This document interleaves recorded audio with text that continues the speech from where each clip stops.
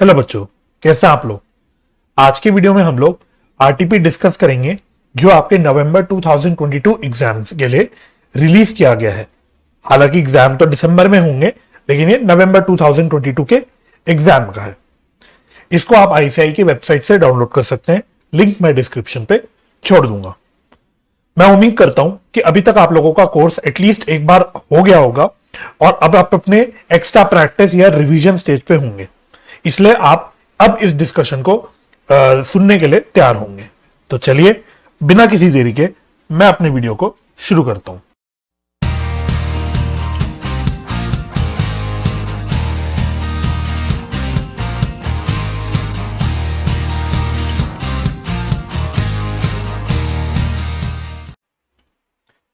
First question है आपके RTP का ट्रू फॉल्स का। ठीक है, तो ट्रू फॉल्स के क्वेश्चन आपके कंपलसरी क्वेश्चन में आते हैं एग्जाम में, तो इसको आपको अच्छे से करना है। 6 पार्ट आता है आपके ट्रू फॉल्स में, हर पार्ट में 6 नंबर का ही वेटेज होती है, तो टोटल 12 मार्क्स का आता है आपका ट्रू फॉल्स। तो इसको आप लोगों को अच्छे से प्रैक्टिस जरूर करना है। तो देखते हैं क्या क्या क्वेश्चन है। फर्स्ट में कहता है the financial statement must disclose all the relevant and reliable information in accordance with the full disclosure principle. तो बिल्कुल ठीक लिखा हुआ है। फुल डिस्क्लोजर प्रिंसिपल के हिसाब से हमको सारी इंफॉर्मेशन जो रेलिवेंट है, जो रिलायबल है, रिलायबल मतलब भरोसे लायक है, सारी इंपॉर्टेंट इंफॉर्मेशन को हमको डिस्क्लोज करना होता है। तो थोड़ा आप इसको ट्रू लिख के इसी को थोड़ा सा और इलैबोरेट कर लेना। राइट, तो आपने पढ़ा होगा अपने स्टडी मटेरियल से, तो उसी को थोड़ा सा और इलैबोरेट करके लिख लेना रीजन के तौर पे, तो आपका ये सवाल हो जाएगा। ठीक है, ओके। बी कहता है the debit notes issued are used to prepare sales return book. कह रहा है कि डेबिट नोट्स हम जो इशू करते हैं उसको हम लोग सेल्स रिटर्न बुक बनाने में इस्तेमाल करते हैं। तो ट्रू है कि फॉल्स है? द आंसर इज ये फॉल्स है। तो ऊपर वाला तो ट्रू है, ये फॉल्स है। क्यों? डेबिट नोट इशू करना मतलब क्या हुआ? अगर हम किसी पार्टी को डेबिट नोट इशू कर रहे हैं तो इसका मतलब हम उस पार्टी को बोल रहे हैं कि भाई पार्टी, हम तुम्हें अपनी किताब में डेबिट कर रहे हैं, हम तुम्हें अपनी किताब में डेबिट कर रहे हैं। अब सेल्स रिटर्न की एंट्री क्या होती है? सेल्स रिटर्न की एंट्री होती है sales return account debit to debtor account या कस्टमर अकाउंट। यानी सेल्स रिटर्न की एंट्री में हम लोग जो पार्टी होती है उसको क्रेडिट करते हैं, ना कि डेबिट करते हैं। ठीक है, तो डेबिट नोट से सेल्स रिटर्न बुक नहीं बनती। हाँ, डेबिट नोट से क्या बनता है? डेबिट नोट से बनती है आपकी परचेज रिटर्न बुक। क्योंकि परचेज रिटर्न की एंट्री क्या होती है? सप्लायर या बोल लो या क्रेडिटर बोल लो या जो भी है, पार्टी का अकाउंट हम डेबिट करते हैं टू परचेज रिटर्न या टू रिटर्न आउटवर्ड्स। ये हमारी एंट्री होती है, तो इसमें हम लोग पार्टी को डेबिट करते हैं। तो इसलिए इसका रीजन हो जाएगा कि डेबिट नोट हम यूज करते हैं to prepare purchase return book. ठीक है, ऑल्टरनेटिवली आप रीजन ये भी लिख सकते हो कि दूसरी तरह से कि सेल्स रिटर्न बुक बनाने के लिए हम लोग क्रेडिट नोट्स यूज करते हैं। ठीक है, तो आप दोनों में से कोई भी चीज लिख सकते हो या दोनों भी रीजन अपना शॉर्ट में लिख के आ सकते हो गया? Okay. C, bank reconciliation statement is prepared to arrive at the bank balance. तो ये तो बेहद गलत स्टेटमेंट है, फॉल्स। क्योंकि बैंक बैलेंस क्या है हमारा देखने के लिए तो हम लोग डायरेक्टली बैंक की पासबुक या स्टेटमेंट देख सकते हैं। ठीक है, तो बैंक बैलेंस जानने के लिए कोई हम बैंक रिकंसिलिएशन स्टेटमेंट नहीं बनाते। हम तो बैंक रिकंसिलिएशन स्टेटमेंट अपनी कैश बुक का बैंक कॉलम का बैलेंस और पासबुक का बैलेंस मिलाने के लिए करते हैं कि भाई अगर दोनों बैलेंसेस में फर्क आ रहा है तो फर्क क्यों आ रहा है, what is the reason for the difference. तो डिफरेंस को रिकंसाइल करने के लिए हम लोग बैंक रिकंसिलिएशन स्टेटमेंट बनाते हैं। तो इसलिए ये रीजन हो गया आपका फॉल्स। तो इसी बात को आप लोग अपने अंग्रेजी में लिख लेना। ठीक है, okay. D, if closing stock appears in the trial balance then the closing inventory is not entered in trading account, it is shown only in balance sheet. तो क्या है, ये ट्रू है कि फॉल्स है? ये है भाई ट्रू, बिल्कुल ठीक लिखा हुआ है कि अगर हमारी ट्रायल बैलेंस में क्लोजिंग इन्वेंट्री या क्लोजिंग स्टॉक दिख रहा है तो फिर हम उसको ट्रेडिंग अकाउंट में नहीं डालते, हम उसको सीधा बैलेंस शीट में दिखा देते हैं। और उसका रीजन क्या होता है? उसका रीजन ये होता है कि ट्रायल बैलेंस में क्लोजिंग स्टॉक आने का मतलब कि हमने उसको अपनी परचेज में से एडजस्ट कर दिया हुआ है, एडजस्टेड फ्रॉम परचेज। तो क्योंकि वो परचेज में से ऑलरेडी एडजस्टेड होता है, इसलिए हम लोगों को ट्रेडिंग अकाउंट में उसको अलग से नहीं दिखाना होता। तो ये आपका रीजन बन जाएगा। ठीक है। ई कहता है depreciation is a non cash expense and does not result in any cash outflow. तो ये आपका बिल्कुल ट्रू है, दिस स्टेटमेंट इज ट्रू। ठीक है, अब रीजन कैसे लिखोगे? थोड़ा सा बस स्मार्टली रीजन लिख लेना। थोड़ा डिप्रिसिएशन एक ब्रीफली बता दो क्या होता है, मीनिंग आपको पता है कि it is a reduction in value of fixed asset या property plant and equipment due to usage, efflux of time वगैरह वगैरह। ठीक है, तो इसलिए आप बोल सकते हो hence it does not result in any cash outflow like other expenses. दूसरे खर्चों की तरह ये कोई कैश आउटफ्लो में नहीं तब्दील करता। जैसे कि सैलरी पे करते हैं हम, रेंट पे करते हैं हम, टेलीफोन के खर्चे पे करते हैं, इन सब खर्चों में कैश का आउटफ्लो होता है। लेकिन डेप्रिसिएशन में तो हम लोग सिर्फ एक अपनी एसेट की वैल्यू बस कम कर रहे हैं अपनी किताबों में, तो इसमें कोई कैश नहीं जा रहा हमारी बिजनेस से बाहर। So this is not a cash expense या it is a non cash expense, but it is an expense. Expense होता है, हम इसको प्रॉफिट एंड लॉस अकाउंट में खर्ची की तरह दिखाते हैं। ठीक है, तो ये आपका स्टेटमेंट ट्रू। चलिए next, discount at the time of retirement of bill is a gain for the ड्रॉई। Retirement of bill का मतलब क्या होता है? जब हमारा ड्रॉई कोई बिल के अगेंस्ट जो पेमेंट करनी होती है वो ड्यू डेट से पहले कर देता है ना, यानी हमारा ड्रॉई अच्छा काम करता है, वो ड्यू डेट से पहले आके हमें पेमेंट कर देता है, तो उसको हम बोलते हैं रिटायरमेंट ऑफ अ बिल। तो अब जब हमारा ड्रॉई ड्यू डेट से पहले पेमेंट करता है तो हमें क्या देना होता है? हमको ड्रॉई को डिस्काउंट देना होता है। तो जो डिस्काउंट हम ड्रॉई को देते हैं वो ड्रॉई के लिए इनकम होती है और हमारे लिए क्या होती है? हमारे लिए यानी ड्रॉर के लिए क्या होती है? ड्रॉर के लिए वो एक लॉस होता है या एक्सपेंस होता है। ठीक है, तो इस स्टेटमेंट का रीजन क्या है? मतलब पहले ट्रू फॉल्स का क्या आंसर होगा? इसका भी आंसर होगा ट्रू। बिल्कुल ठीक लिखा हुआ है कि जो डिस्काउंट हम देते हैं रिटायरमेंट पे बिल पे ड्रॉई को, वो उसके लिए गेन होता है। और आगे आप ये भी लिख सकते हो ड्रॉर के लिए क्या होता है? ड्रॉर के लिए लॉस होता है या खर्चा होता है। ठीक है जी, in case of due date of a bill falls after the date of closing the account, the interest from the date of closing to such due date is known as red ink interest। बिल्कुल ठीक लिखा हुआ है red ink interest. अगर आपने पढ़ा होगा concept, तो यही हम पढ़ते हैं रेड इंक इंटरेस्ट में, कि हम ये कॉन्सेप्ट अप्लाई कब करते हैं? जब किसी ट्रांजैक्शन की ड्यू डेट अकाउंट क्लोज होने के बाद, यानी जिस डेट तक के हम लोग अकाउंट करेंट बना रहे हैं उसके बाद फॉल करता है, तभी हम उस केस में रेड इंक इंटरेस्ट कैलकुलेट करते हैं। तो आप इसी को थोड़ा सा रेड इंक इंटरेस्ट में जो आप कॉन्सेप्ट में लिखते हो पढ़ते हो, मैंने जो नोट्स में भी लिखवा रखा होगा, उसी चीज को आप इलेबोरेट करके लिख सकते हो कि रेड इंक इंटरेस्ट क्या होता है। रेड इंक इंटरेस्ट हम लोग ऑपोजिट साइड पे दिखाते हैं, जहां हमारी ट्रांजेक्शन आ रही होती है अकाउंट करेंट पे, उसके ऑपोजिट साइड पे हम लोग रेड इंक इंटरेस्ट को दिखाते हैं, कब रेड इंक इंटरेस्ट अप्लाई होता है वगैरह वगैरह। आप इन चीजों को थोड़ा सा लिख के इलेबोरेट कर सकते हो। और क्या करोगे रीजन के तौर पे, लेकिन कुछ तो रीजन लिखना होगा ना, तो आप थोड़ा इसी चीज को इलेबोरेट करके लिख सकते हो अपनी भाषा में जो आपको पता होगा। H, a withdrawal of cash from the business by the proprietor should be charged to profit and loss account as an expense। तो यह तो बिल्कुल 11वीं के लेवल का सवाल है, ये तो 11वीं के बच्चे को भी दे दूंगा, वो भी बता देगा कि अगर कोई विड्रॉ कर रहा है, कोई ओनर अपने बिजनेस से अपने यूज के लिए, पर्सनल यूज के लिए, तो दैट इज अ ड्रॉइंग, वो तो ड्रॉइंग होता है, तो कोई खर्चा नहीं होता, वो ड्रॉइंग होता है। So we treat it as drawing, not as an expense, तो it is not charge to profit and loss account. तो ये आपका फॉल्स हो गया स्टेटमेंट। ठीक है I, partners can share profits और losses in their capital ratio when there is no agreement. तो ये सवाल 12वीं का बच्चा सॉल्व कर सकता है, क्लियरली बोल सकता है कि भाई स्टेटमेंट फॉल्स है, क्योंकि अगर एग्रीमेंट में नहीं लिखा प्रॉफिट शेयरिंग रेशियो के बारे में, तो प्रॉफिट शेयरिंग रेशियो क्या होती है? इक्वल होती है as per Indian partnership act. ये जरूर लिखना जब आप इस तरह के सवाल पे रीजन डालोगे, क्योंकि as per Indian partnership act हमारा बोलता है 1932 कि in absence of agreement the profit sharing ratio will be equal. ठीक है J, fees received for life membership is a revenue receipt as it is of recurring nature. तो इसका क्या answer होगा? False. False, reason being life membership fee जो मिलती है ये तो होती है कैपिटल रिसिप्ट। पहले आप ये लिखोगे कि ये कैपिटल रिसिप्ट होती है, और कैपिटल रिसिप्ट क्यों होती है? क्योंकि it is of non recurring nature. ये नॉन रिकरिंग नेचर को, ये नहीं कि आप एक मेंबर से हर साल थोड़ी लाइफ मेंबरशिप फी लोगे। लाइफ मेंबरशिप फी होती क्या है? जो हम जिंदगी में एक बार लेते हैं किसी एनपीओ या क्लब के मेंबर से। ठीक है, तो इसका नेचर होता है नॉन रिकरिंग, तो ये कैपिटल रिसिप्ट होती है। तो बस इतना आपको लिख लेना और आपका पूरा सवाल खत्म। के कहता है debenture interest is payable after the payment of preference dividend but before payment of equity dividend. तो ये स्टेटमेंट फॉल्स है। क्यों? इसमें आप लिखोगे कि डिबेंचर इंटरेस्ट जो होता है ये होता है charge against profit. Charge against profit यानी एक खर्चा होता है, एक्सपेंस होता है। तो इसलिए आप सबसे पहले आपको डिबेंचर इंटरेस्ट का पेमेंट करना होता है, उसके बाद जो ये प्रेफरेंस डिविडेंड देना और इक्विटी डिविडेंड देना होता है, ये एप्रोप्रिएशन ऑफ प्रॉफिट होता है। और उसमें हम लोग पहले प्रेफरेंस डिविडेंड पे करते हैं और फिर हम इक्विटी डिविडेंड पे करते हैं। तो आपको बेसिकली एक सीक्वेंस लिखना है कि पहले डिबेंचर इंटरेस्ट पे होगा, फिर प्रेफरेंस शेयर होल्डर्स का डिविडेंड पे होगा, फिर इक्विटी डिविडेंड पे होगा। ये सीक्वेंस आपको लिख देना है, ठीक है। तो दो चीजें लिख लो, debenture interest charge against profit होता है यानी खर्चा होता है, और दूसरा आप ये सीक्वेंस लिख लो तो आपका रीजन कंप्लीट, राइट। तो मेरे ख्याल से काफी स्ट्रेट फॉरवर्ड से ट्रू फॉल्स के सवाल थे, कोई भी तकलीफ नहीं हुई होगी।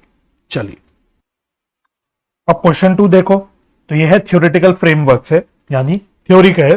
तो थ्योरी पे मैं बहुत ज्यादा डिस्कशन नहीं करूंगा, ये तो आपको अपने आप पढ़ के थोड़ा बहुत लर्न करके काम करना पड़ेगा, ठीक है। तो थ्योरी में तो थोड़ी लर्निंग वाला बोझ लेना ही पड़ता है अपने सर पे, अनफॉर्चुनेटली, ठीक है।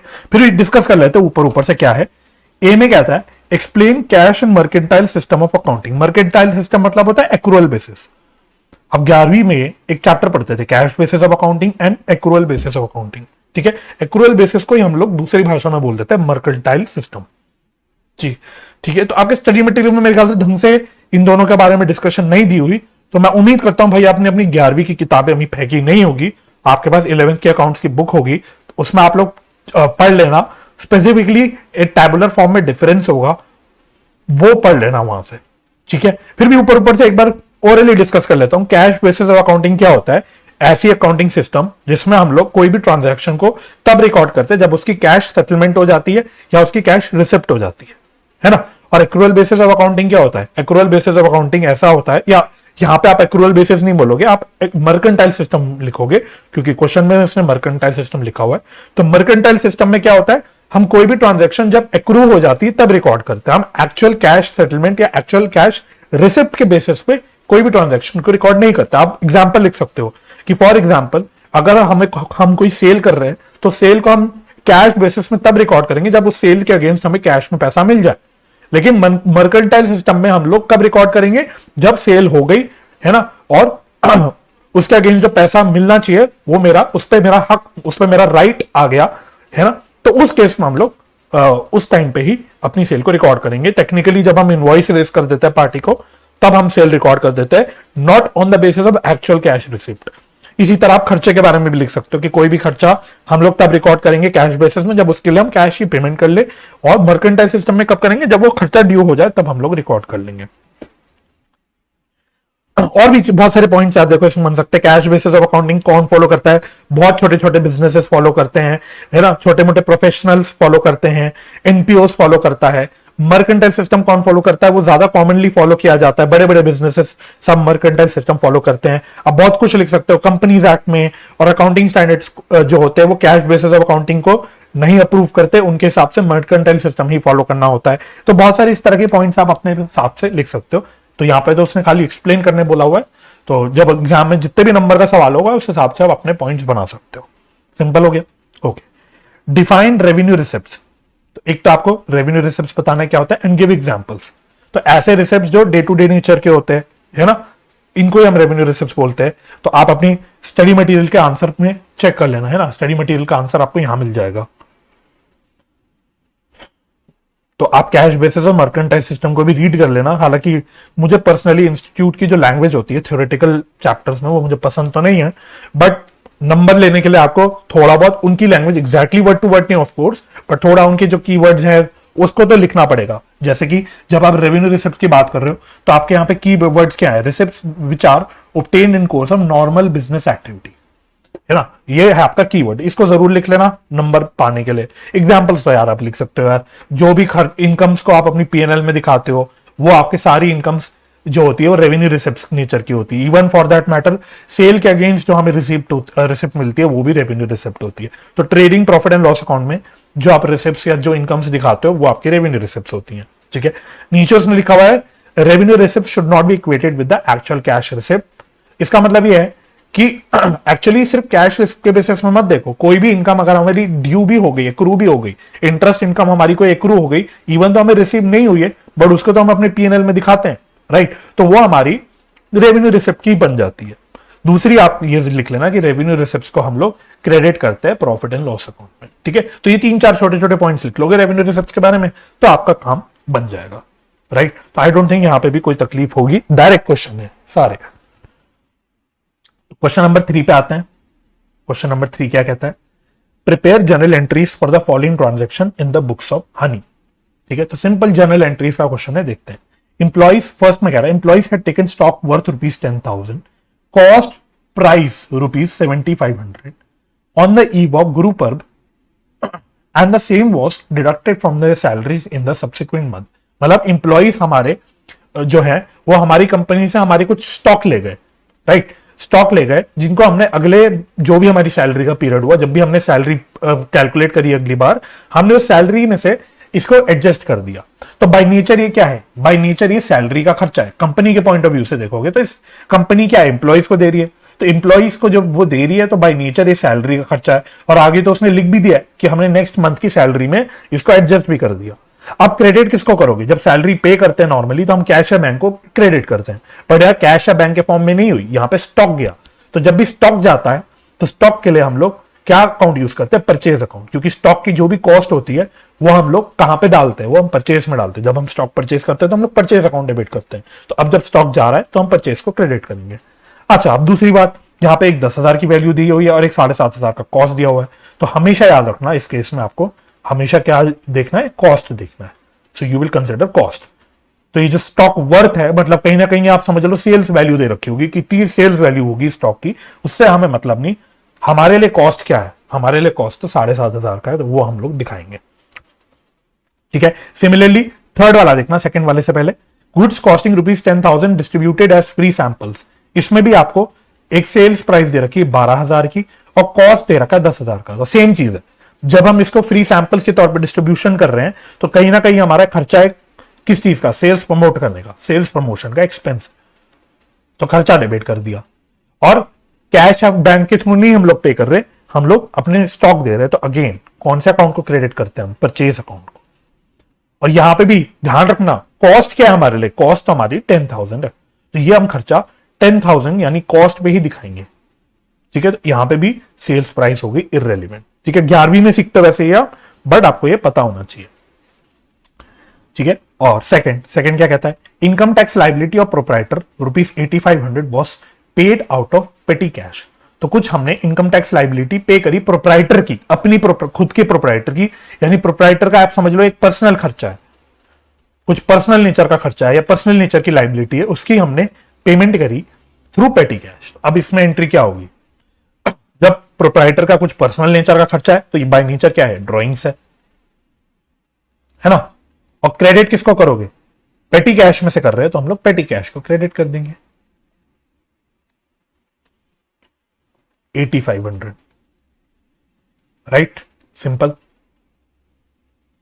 हो गया। और भी कोई है क्या? फोर्थ भी है, चलो फोर्थ भी देख लेते क्या है। Purchase of goods from Sunny of the list price of ₹15,000 he allowed 10% trade discount, ₹200 cash discount was also allowed for quick payment. तो मतलब क्या है कि हमने सनी से कुछ 15,000 के गुड्स परचेज करे, जिसमें से उसने हमें 10% का ट्रेड डिस्काउंट दिया एक तो, और फिर हमने सनी को टाइमली पेमेंट कर दी, क्विक पेमेंट कर ली, मतलब जल्दी पेमेंट कर ली, हाथ के हाथ पेमेंट कर ली होगी, तो उसने हमें एक ₹200 का कैश डिस्काउंट भी दिया। अब इसको रिकॉर्ड करना है। तो हमेशा याद रखना कि जो ट्रेड डिस्काउंट होता है उसको हम बुक्स में कभी रिकॉर्ड नहीं करते। बुक्स में ट्रेड डिस्काउंट नहीं रिकॉर्ड होता, बुक्स में हमेशा सिर्फ कैश डिस्काउंट रिकॉर्ड होता है। अब इसकी एंट्री आप कैसे करोगे? पहली एंट्री आप करोगे, फर्स्ट एंट्री करोगे आप एक तो परचेज की। तो परचेज की क्या एंट्री होगी? Purchase account debit to creditor लिख सकते हो या सनी भी लिख सकते हो, कुछ भी लिख सकते हो। अब यहां पे अमाउंट कितना आएगा? यहां पे जो परचेज का ही अमाउंट हम लेंगे वो नेट ऑफ ट्रेड डिस्काउंट लेंगे।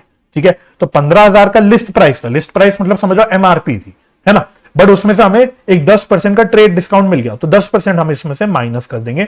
तो अल्टीमेटली मेरी कॉस्ट ऑफ परचेज कितनी हो जाएगी? 13,500। और मैं आपको इस चीज को बोल सकता हूं कि आप अपनी इन्वेंट्री चैप्टर से लिंक कर लेना इसको, या आप अपनी इन्वेंट्री चैप्टर से लिंक कर सकते हो।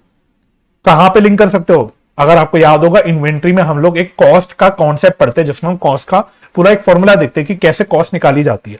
तो वहां पे आपको ध्यान होगा कि कॉस्ट में हम जो परचेज प्राइस होती है उसमें से माइनस खाली ट्रेड डिस्काउंट करते हैं। वहां हम बोलते हैं हम खाली ट्रेड डिस्काउंट माइनस करते हैं, कैश डिस्काउंट माइनस नहीं करते। राइट, तो जब हम ये परचेज कर रहे हैं तो अल्टीमेटली हम किस चीज की परचेज कर रहे हैं? हम इन्वेंट्री की परचेज कर रहे हैं। तो ultimately this is nothing but cost of inventory, है ना। तो वहां पे भी हम इन्वेंट्री में भी यही सीखते हैं कि हम कॉस्ट ऑफ इन्वेंट्री निकालते वक्त ही ट्रेड डिस्काउंट माइनस कर देते हैं, और यहां पे भी हमने उसी चीज की एक प्रकार से एप्लीकेशन करी है, ठीक है। तो ट्रेड डिस्काउंट को सेपरेटली कभी रिकॉर्ड नहीं किया जाता, उसको हम डायरेक्टली कॉस्ट कैलकुलेशन में ही कंसिडर कर लेते हैं। लेकिन दूसरी बात, अब एक कैश डिस्काउंट भी हुआ, तो हमने अब अपने क्रेडिटर को पे करा, तो क्रेडिटर को हमें पे कितना करना था, क्रेडिटर को हमें पे करना था 13,500, वैसे क्रेडिटर को हमें पे करना था 13,500, है ना। लेकिन इसने अब हमको 200 रुपए का कैश डिस्काउंट दे दिया, तो कैश डिस्काउंट अपने बुक्स में रिकॉर्ड होता है, चाहे कैश डिस्काउंट मिल रहा हो चाहे कैश डिस्काउंट हम दे रहे हो, हमेशा कैश डिस्काउंट बुक्स में रिकॉर्ड होता है। तो डिस्काउंट रिसीव्ड जो आप देखते हो अपने पास, ये होता क्या है, ये कैश डिस्काउंट होता है, तो इसको हम सेपरेटली रिकॉर्ड करते हैं। तो 200 रुपए का हमें कैश डिस्काउंट मिल गया, तो इवेंचुअली हमने कैश में पेमेंट कितनी करी होगी, 13,500 में से 200 का अगर डिस्काउंट मिल गया कैश का, तो बचे 13,300 रुपए हमने पे करे होंगे, तो ये आपकी एंट्री हो जाएगी। सजेस्टेड आंसर में उन्होंने इन दोनों एंट्रीज को क्लब करके दिखाया, आप कैसे भी कर लो, आप इन दोनों एंट्रीज को क्लब कर दोगे तो क्रेडिटर तो कैंसिल हो जाएगा, तो आपकी नेट एंट्री बन जाएगी। तो आप कैसे भी कर सकते हो, कोई भी दिक्कत की बात नहीं है, राइट। अच्छा, थर्ड क्वेश्चन का बी पार्ट कैपिटल और रेवेन्यू एक्सपेंडिचर वाले चैप्टर से है।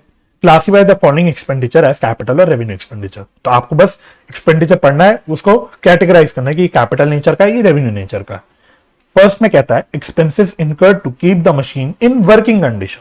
तो ऐसे खर्चे जो हम मशीन की regular day to day maintenance के लिए कर रहे हैं, तो ये भाई डे टू डे खर्चे है, इससे कोई मेरी मशीन की अर्निंग कैपेसिटी या प्रोडक्शन कैपेसिटी कोई चीज नहीं बढ़ने वाली। इसको तो बस नॉर्मल कोई भी मशीन अगर मेरे पास है तो मुझे उसको मेंटेन टाइम टू टाइम करना ही पड़ता है, तो ये आपके नॉर्मल खर्चे हैं, तो ये आपके रेवेन्यू एक्सपेंस हो गए, ठीक है।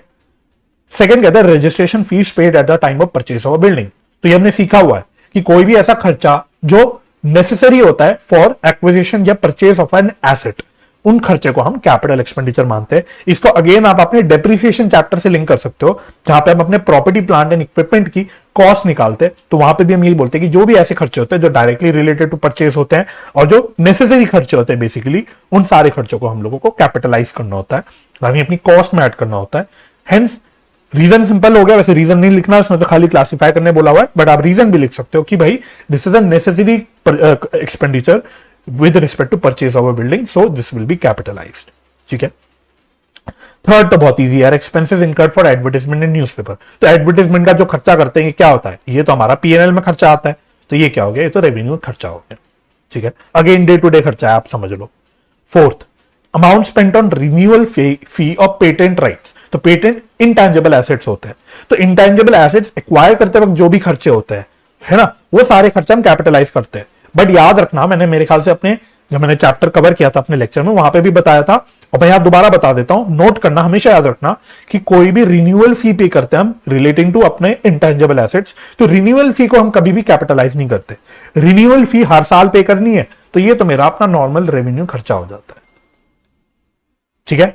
Okay, fifth, cost of repairs on second hand car purchased to bring it into working condition. हमने कोई सेकेंड हैंड कार परचेज करी, अब परचेज करके अब हमें उसे वर्किंग कंडीशन पे लाना है, तो आप ये समझ लो कि ये एक ऐसा खर्चा है जो नेसेसरी खर्चा है रिलेटिंग टू परचेज, क्योंकि अगर मैंने कार परचेज कर दी, अब उसको यूज करने के लिए मेरे को ये खर्चे करना ही पड़ रहा है परचेज के टाइम पे, है ना। तो ऐसा खर्चा जो कॉस्ट ऑफ रिपेयर है, जो नेसेसरी है to bring the car into working condition, जो हमने परचेज करी है, तो ये हमारा कैपिटल खर्चा हो गया, ये हम अपनी कार की कॉस्ट में ऐड कर देंगे, ठीक है। क्लियर हो गया, तो I think this is simple, यहां पे भी आप लोगों को कोई भी दिक्कत नहीं हुई होगी। क्वेश्चन नंबर 4 पे बढ़े, आइए क्वेश्चन नंबर 4 पे बढ़ते हैं। क्वेश्चन नंबर 4 का ए पार्ट कहता है, अब मजे की बात है, लिखा है टॉपिक में कैश बुक, लेकिन क्वेश्चन डाला हुआ है उन्होंने सब्सिडरी बुक से, क्वेश्चन उन्होंने सब्सिडरी बुक से डाला हुआ है, लेकिन हेडिंग में डाल दिया कैश बुक। खैर आरटीपी में करते रहते, कोई बड़ी बात नहीं है, उससे हमें कोई मतलब नहीं है, हमें तो सवाल से मतलब है। क्या सवाल है, from the following transactions prepare the purchase return book of sulphur and company and post them to ledger, ठीक है। तो इसके लिए आपको पहली बात purchase book, sale return book, purchase return book, इनका फॉर्मेट पता होना चाहिए, स्ट्रेट फॉरवर्ड फॉर्मेट होता है, ठीक है। तो फॉर्मेट आपको स्टडी मटेरियल में मिल जाएगा, यहाँ पे सजेस्टेड आंसर में भी मिल जाएगा। हमें तो बस डिस्कस करना है कि क्या चीज कैसे कैसे आएगी हमारी परचेज रिटर्न बुक में, ठीक है। तो एक तो देखो डेट है, और देखो डेबिट नोट नंबर है, लिंक करो इसको, अभी हमने थोड़ी देर पहले एक ट्रू फॉल्स का सवाल डिस्कस किया था, याद है? तो वहां पे उसने यही बोला था जो डेबिट नोट हम इशू करते हैं वो किससे रिलेट होता है, हमने बोला था वो परचेज रिटर्न से रिलेट होता है। और यहाँ पे उसका आपको प्रैक्टिकल एप्लीकेशन भी दिख रहा है कि परचेज रिटर्न की जब बात करते हैं हम लोग, तो हम लोग डेबिट नोट की बात करते हैं, क्योंकि परचेज रिटर्न के टाइम पे हम अपनी पार्टी को, अपनी सप्लायर को अपनी बुक्स में डेबिट करते हैं, तो उसको हम लोग डेबिट नोट इशू करते हैं कि पार्टी को हम बताते हैं कि हम आपको अपनी बुक्स में डेबिट कर रहे हैं, राइट? एनीवे खैर ये तो इधर उधर की बात होगी, मुद्दे की बात करते हैं। तो पहले उसने डेट दे रखा है 4 June 2022, return to Samuel Mills Surat 5 calculators at ₹100। तो आप देखो यहाँ पे पूरे उसमें आपको कैलकुलेटर्स बहुत सारे दिख जाएंगे। तो यहाँ पे कहीं ना कहीं मेरे को पढ़ के समझ आ रहा है कि इतने सारे कैलकुलेटर्स जब हम खरीद रहे हैं और उसको फिर रिटर्न कर रहे हैं, तो कहीं ना कहीं आप ऐसा समझ लो हम लोग स्टेशनरी की दुकान चला रहे होंगे। तो ये बेसिकली हमारा जो गुड्स इन ट्रेड है, स्टॉक इन ट्रेड है, वो है कैलकुलेटर। ठीक है, तो पहले आप ये आइडेंटिफाई कर लो क्वेश्चन पढ़ के। तो जब हमने 5 कैलकुलेटर्स रिटर्न कर दिए सैमुअल मिल्स को, तो ये हमारी परचेज रिटर्न होगी। पहले आपको जब भी इस तरह का सवाल हो आपको आइडेंटिफाई करना है। परचेज रिटर्न बुक है तो आपको पहले आइडेंटिफाई करना है कि क्या ये परचेज रिटर्न है भी कि नहीं, क्या ये मेरी परचेज रिटर्न बुक में आएगी भी कि नहीं, है ना? ये नहीं कि आंख बंद करके फट फट फट सब कुछ डाल दिया, पहले आपको आइडेंटिफाई करना है। तो यहाँ पे हम लोग 5 कैलकुलेटर वापस कर रहे हैं, तो 500 रुपए का बेसिकली परचेज रिटर्न हो रहा है, तो ये हमारी परचेज रिटर्न बुक में आ जाएगा। तो मैं एक बार दिखा दूं क्या आपको साथ साथ? ठीक है, सिंपल है, डायरेक्टली यहीं से देख लेते हैं। देखो, तो फॉर्मेट प्रॉपर बना लेना, है ना? ये फॉर्मेट आप फॉलो कर लो। आपके स्टडी मटेरियल में अगर आपको एक से ज्यादा तरह के फॉर्मेट दिखते हैं तो आप कोई भी एक फॉर्मेट पकड़ के एक फॉर्मेट पे स्टिक कर सकते हो। आपको ये नहीं कि सारे फॉर्मेट कोई भी यूज करना है, आप कोई भी एक फॉर्मेट पकड़ लो और उस फॉर्मेट को फॉलो करो, है ना? तो मेरे हिसाब से ये वाला फॉर्मेट काफी अच्छा फॉर्मेट होता है, काफी स्ट्रेट फॉरवर्ड फॉर्मेट होता है, तो आप इसको यूज कर सकते हो। ठीक है, तो डेट का कॉलम हो गया, डेबिट नोट नंबर का कॉलम हो गया, सप्लायर का नेम आता है उसके बाद, फिर लेजर फोलियो, क्योंकि यहां से हमारी लेजर पे पोस्टिंग होती है इसलिए हम लोग यहाँ लेजर फोलियो भी दिखाते हैं, और फिर हमारा मेन अमाउंट का कॉलम। तो हमने सैमुअल मिल्स सूरत को कैलकुलेटर्स वापस करे तो उसका हमने यहाँ पे डाल दिया 500 रुपए का परचेज रिटर्न। ठीक, next, James Mills Kota accepted the return of calculator. अब ध्यान से पढ़ना, which were purchased for cash 5 Kota, 5 Kota क्या है, 5 कैलकुलेटर्स एट ₹40। तो बेसिकली कुछ हमने कैश में परचेज किया था, उस कैश परचेज को हम लोग वापस कर रहे हैं। तो जो कैश परचेज होती है वो हमारी परचेज बुक में नहीं आती, आपको पता होगा परचेज बुक में सिर्फ क्रेडिट परचेज आती है। तो कोरेस्पॉन्डिंगली जब परचेज रिटर्न बुक बनती है तो वहां पे वही परचेज रिटर्न आती है जो क्रेडिट परचेज के अगेंस्ट होती है। तो यहाँ पे तो कैश परचेज के अगेंस्ट रिटर्न हो रही है, तो यहाँ पे ये परचेज रिटर्न बुक में नहीं जाएगा भाई। सर ये कहां जाएगा? ये जाएगा कैश बुक में। आपकी जानकारी के लिए बता देता हूं, कैश बुक में, क्योंकि हमने कैश में परचेज किया था। अब अगर सप्लायर वो वापस ले रहा है तो वो हमें कैश रिफंड करेगा। जैसे आप अमेजोन में कैश पे करके ऑनलाइन कुछ खरीद लेते हो और उसको आप जब रिटर्न करते हो तो कैश आपको रिफंड कर देते हैं। वैसे ही अगर हमने कोई कैश में परचेज किया हुआ है, इसको अब हम वापस कर रहे हैं, तो हमें कैश में रिफंड आएगा। और कैश ट्रांजेक्शन मेरी कहां चली जाती है? वो चली जाती है कैश बुक में। तो this will be recorded in cash book, not in purchase return book. और ये बात आपको लिखनी होगी। इवन सजेस्टेड आंसर में ऑल दोस्त ने नहीं लिखा, बट एग्जाम में आप लिखोगे जरूर, नीचे नोट डाल के जरूर आओगे कि अगर कोई ट्रांजैक्शन आप नहीं दिखा रहे परचेज रिटर्न बुक में तो क्यों नहीं दिखा रहे, एक छोटी सी लाइन डाल के जरूर आनी है। ठीक है, चलो नेक्स्ट, 16 जून को, अब ऐसे देखो हिंट भी मिल रखा है, जो रिकॉर्ड करनी है आपको परचेज रिटर्न बुक में उसके अगेंस्ट डेबिट नोट नंबर आ रहे हैं, जो नहीं करनी है उसके अगेंस्ट नहीं आ रहे। ठीक है, तो ये बड़ा उसने हिंट क्लियरली दे रखा है, बट आपको स्टिल रीजन पता होना चाहिए। तो 16 जून को हमने डेविड मिल्स को, मजे की बात है मिल्स है लेकिन हम उनको कैलकुलेटर वापस कर रहे हैं, I don't know what ever. तो हमने डेविड मिल्स को 5 कैलकुलेटर्स वापस किए 260 रुपीज के। कहीं 100 रुपए के कैलकुलेटर है, कहीं 40 रुपए के कैलकुलेटर है, कहीं 260 रुपए के कैलकुलेटर है, बिल्कुल जमीन आसमान का फर्क है। पर ठीक है, अलग अलग टाइप ऑफ कैलकुलेटर्स होंगे, हमें क्या करना, 5 कैलकुलेटर्स हमने वापस करे डेविड मिल्स को। तो ये नॉर्मल आपकी परचेज रिटर्न है, तो ये आपकी परचेज रिटर्न बुक में आ जाएगी। ठीक है, तो देख लेना इसको। 30th जून को कहता है return to 1 printer being defected at ₹3500 to Lucas and company. अब ये प्रिंटर क्या है? प्रिंटर भाई हमारा एक फिक्स्ड एसेट होता है, या जिसको आप प्रॉपर्टी प्लांट एंड इक्विपमेंट भी बोलते हो, राइट? तो ये फिक्स्ड एसेट की वापसी कर रहे हैं हम लोग, तो ये कोई स्टॉक इन ट्रेड नहीं है प्रिंटर हमारा कोई, तो ये क्या आपके परचेज रिटर्न बुक में आएगा? The answer is no. Purchase return book में एक तो सिर्फ स्टॉक एंड ट्रेड जिसमें आप डील करते हो उन गुड्स की परचेज जो आप रिटर्न कर रहे हो वो आती है, और जो क्रेडिट परचेज के अगेंस्ट आप रिटर्न करो वो आती है। ये दोनों चीजें आपको याद रखनी है, ठीक है। तो stock and trade plus return of goods purchased on credit, ये आपका की हो गया याद रखने के लिए, ठीक है। तो क्लियर हो गया, आई थिंक सिंपल है, कोई भी दिक्कत नहीं है, राइट। बढ़े आगे, फोर्थ का बी पार्ट, अभी क्वेश्चन 4 ही चल रहा है, उसके बी पार्ट में आया है रेक्टिफिकेशन ऑफ एरर्स, आपका favourite chapter. Give journal entries with narrations to rectify the following errors located in the books of a trader after preparing the trial balance. देखो उसने यहां पे क्लियरली बोल दिया कि यहां पे आप रेक्टिफिकेशन कब कर रहे हो, ट्रायल बैलेंस प्रिपेयर करने की बात कर रहे हो, ठीक है। आपको याद है रेक्टिफिकेशन 3 स्टेजेस में हम सीखते हैं, एक तो before preparation of trial balance, second after preparation of trial balance but before preparation of final accounts, और थर्ड स्टेज होता है after preparation and finalisation of final accounts. तो ये क्या है, आफ्टर प्रिपेयरिंग ट्रायल बैलेंस बोल रहा है, ठीक है।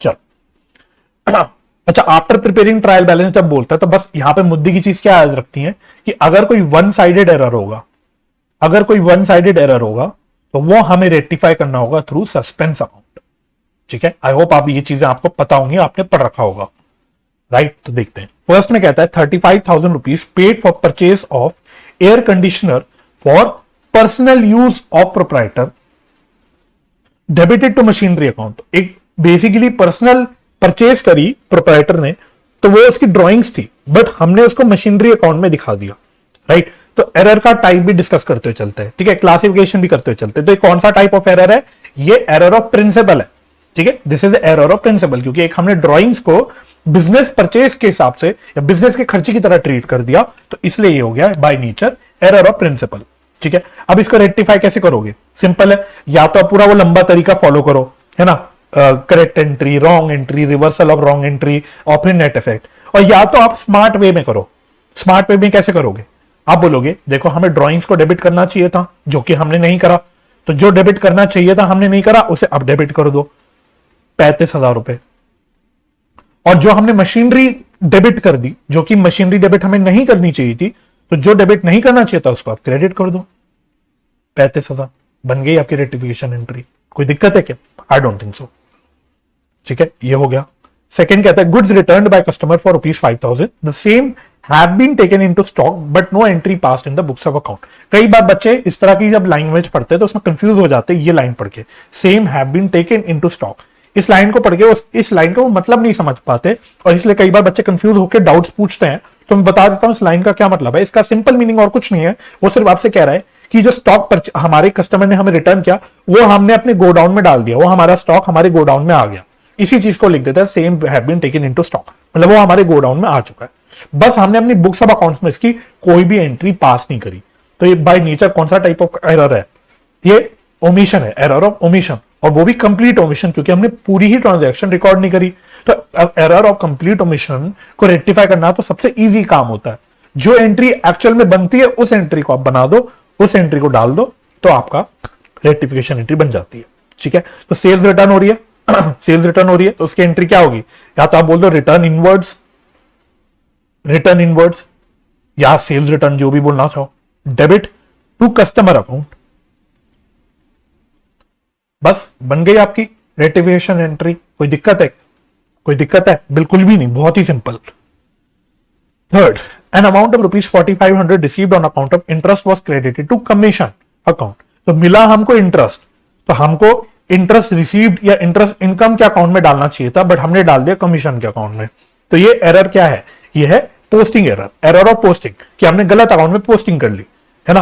और अगर आपको याद होगा ये वन साइडेड है, टू साइडेड है, आप आइडेंटिफाई कर पाए कि नहीं पाए, लेकिन हमने अपने लेक्चर्स में डिस्कस किया था ऐसी एरर ऑफ पोस्टिंग जिसमें रॉन्ग अकाउंट होता है लेकिन राइट अमाउंट, मतलब करेक्ट अमाउंट और करेक्ट साइड होता है, तो वो एक टू साइडेड एरर होता है, क्योंकि इस केस में हमारी ट्रायल बैलेंस पे इंपैक्ट नहीं पड़ता, ठीक है। तो this is a two sided error. तो अगेन आप अगर टू साइडेड एरर आइडेंटिफाई कर पाए तो आप वही अपनी करेक्ट एंट्री रॉन्ग एंट्री वाला पूरा जुगाड़ कर सकते हो, या तो आप स्मार्ट वे में कर सकते हो, सीए वाले तरीके से कर सकते हो।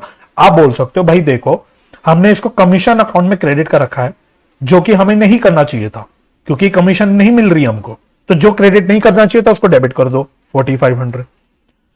और हमें करना क्या चाहिए था, क्योंकि इंटरेस्ट इनकम है तो इसको हमें इंटरेस्ट के अकाउंट में क्रेडिट करना चाहिए था, तो वो आप क्रेडिट कर दो, बन गई आपकी rectification entry, simple. I think कोई भी दिक्कत नहीं है।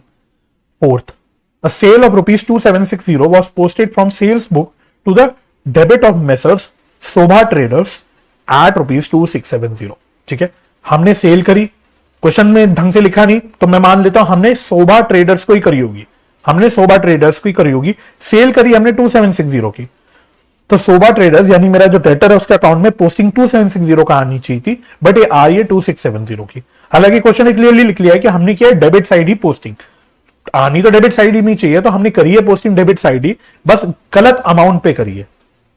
ठीक है, तो हमने 90 रुपीज से कम डेबिट पोस्टिंग करी है शोभा के अकाउंट में, अगर सिंपल भाषा में बोलूं तो अब इसको रेक्टिफाई कैसे करोगे?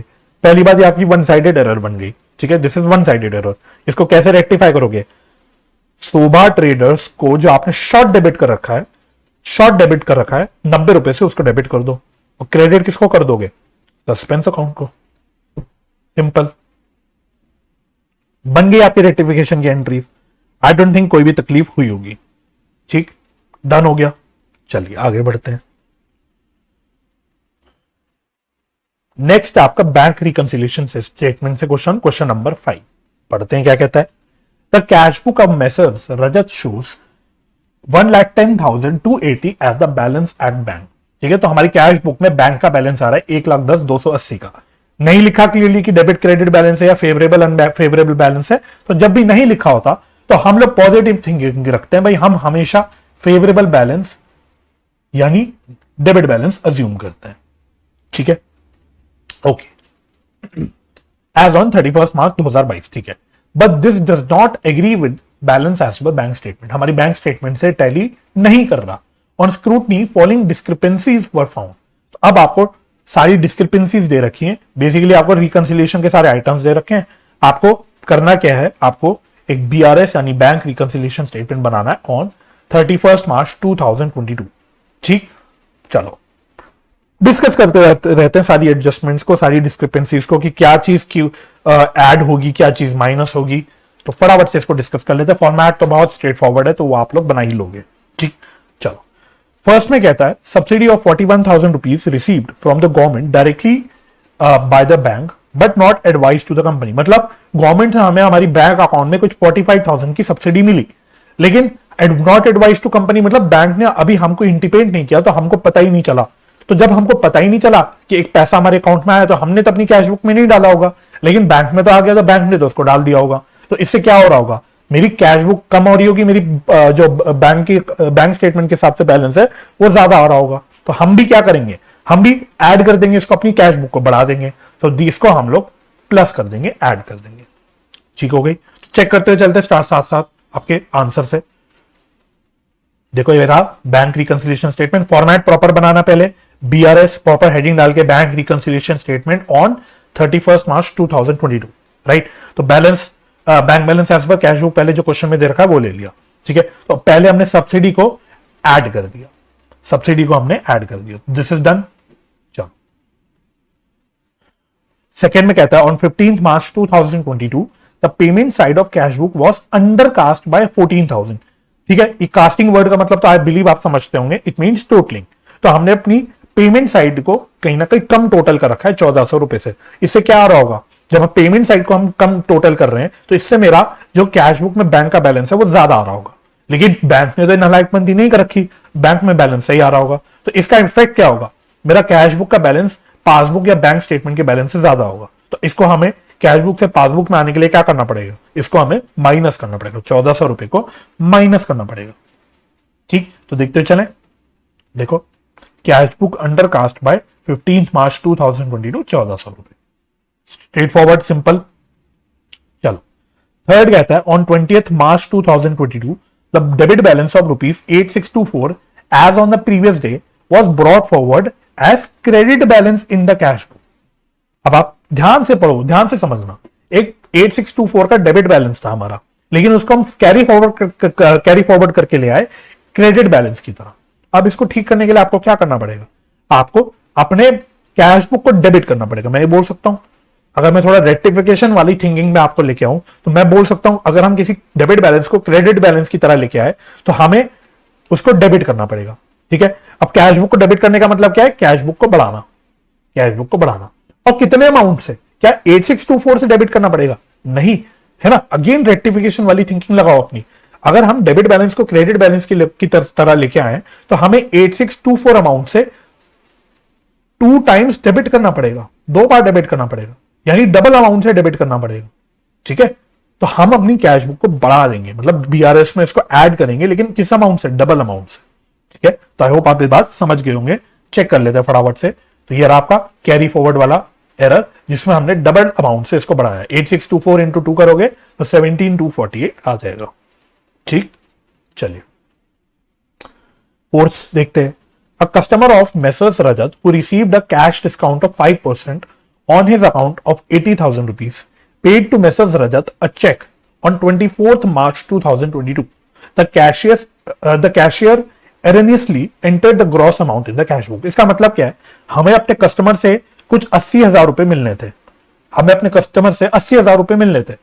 ठीक है, तो अब उसने हमें कैश पेमेंट कर दी। अब उसने हमें टाइमली पेमेंट कर दी होगी, या कैश पेमेंट नहीं, मुझे बोलना चाहिए चेक से पेमेंट कर दी, है ना। और उसने हमें टाइमली पेमेंट कर दी तो हमने उसको एक कैश डिस्काउंट दे दिया 5% का।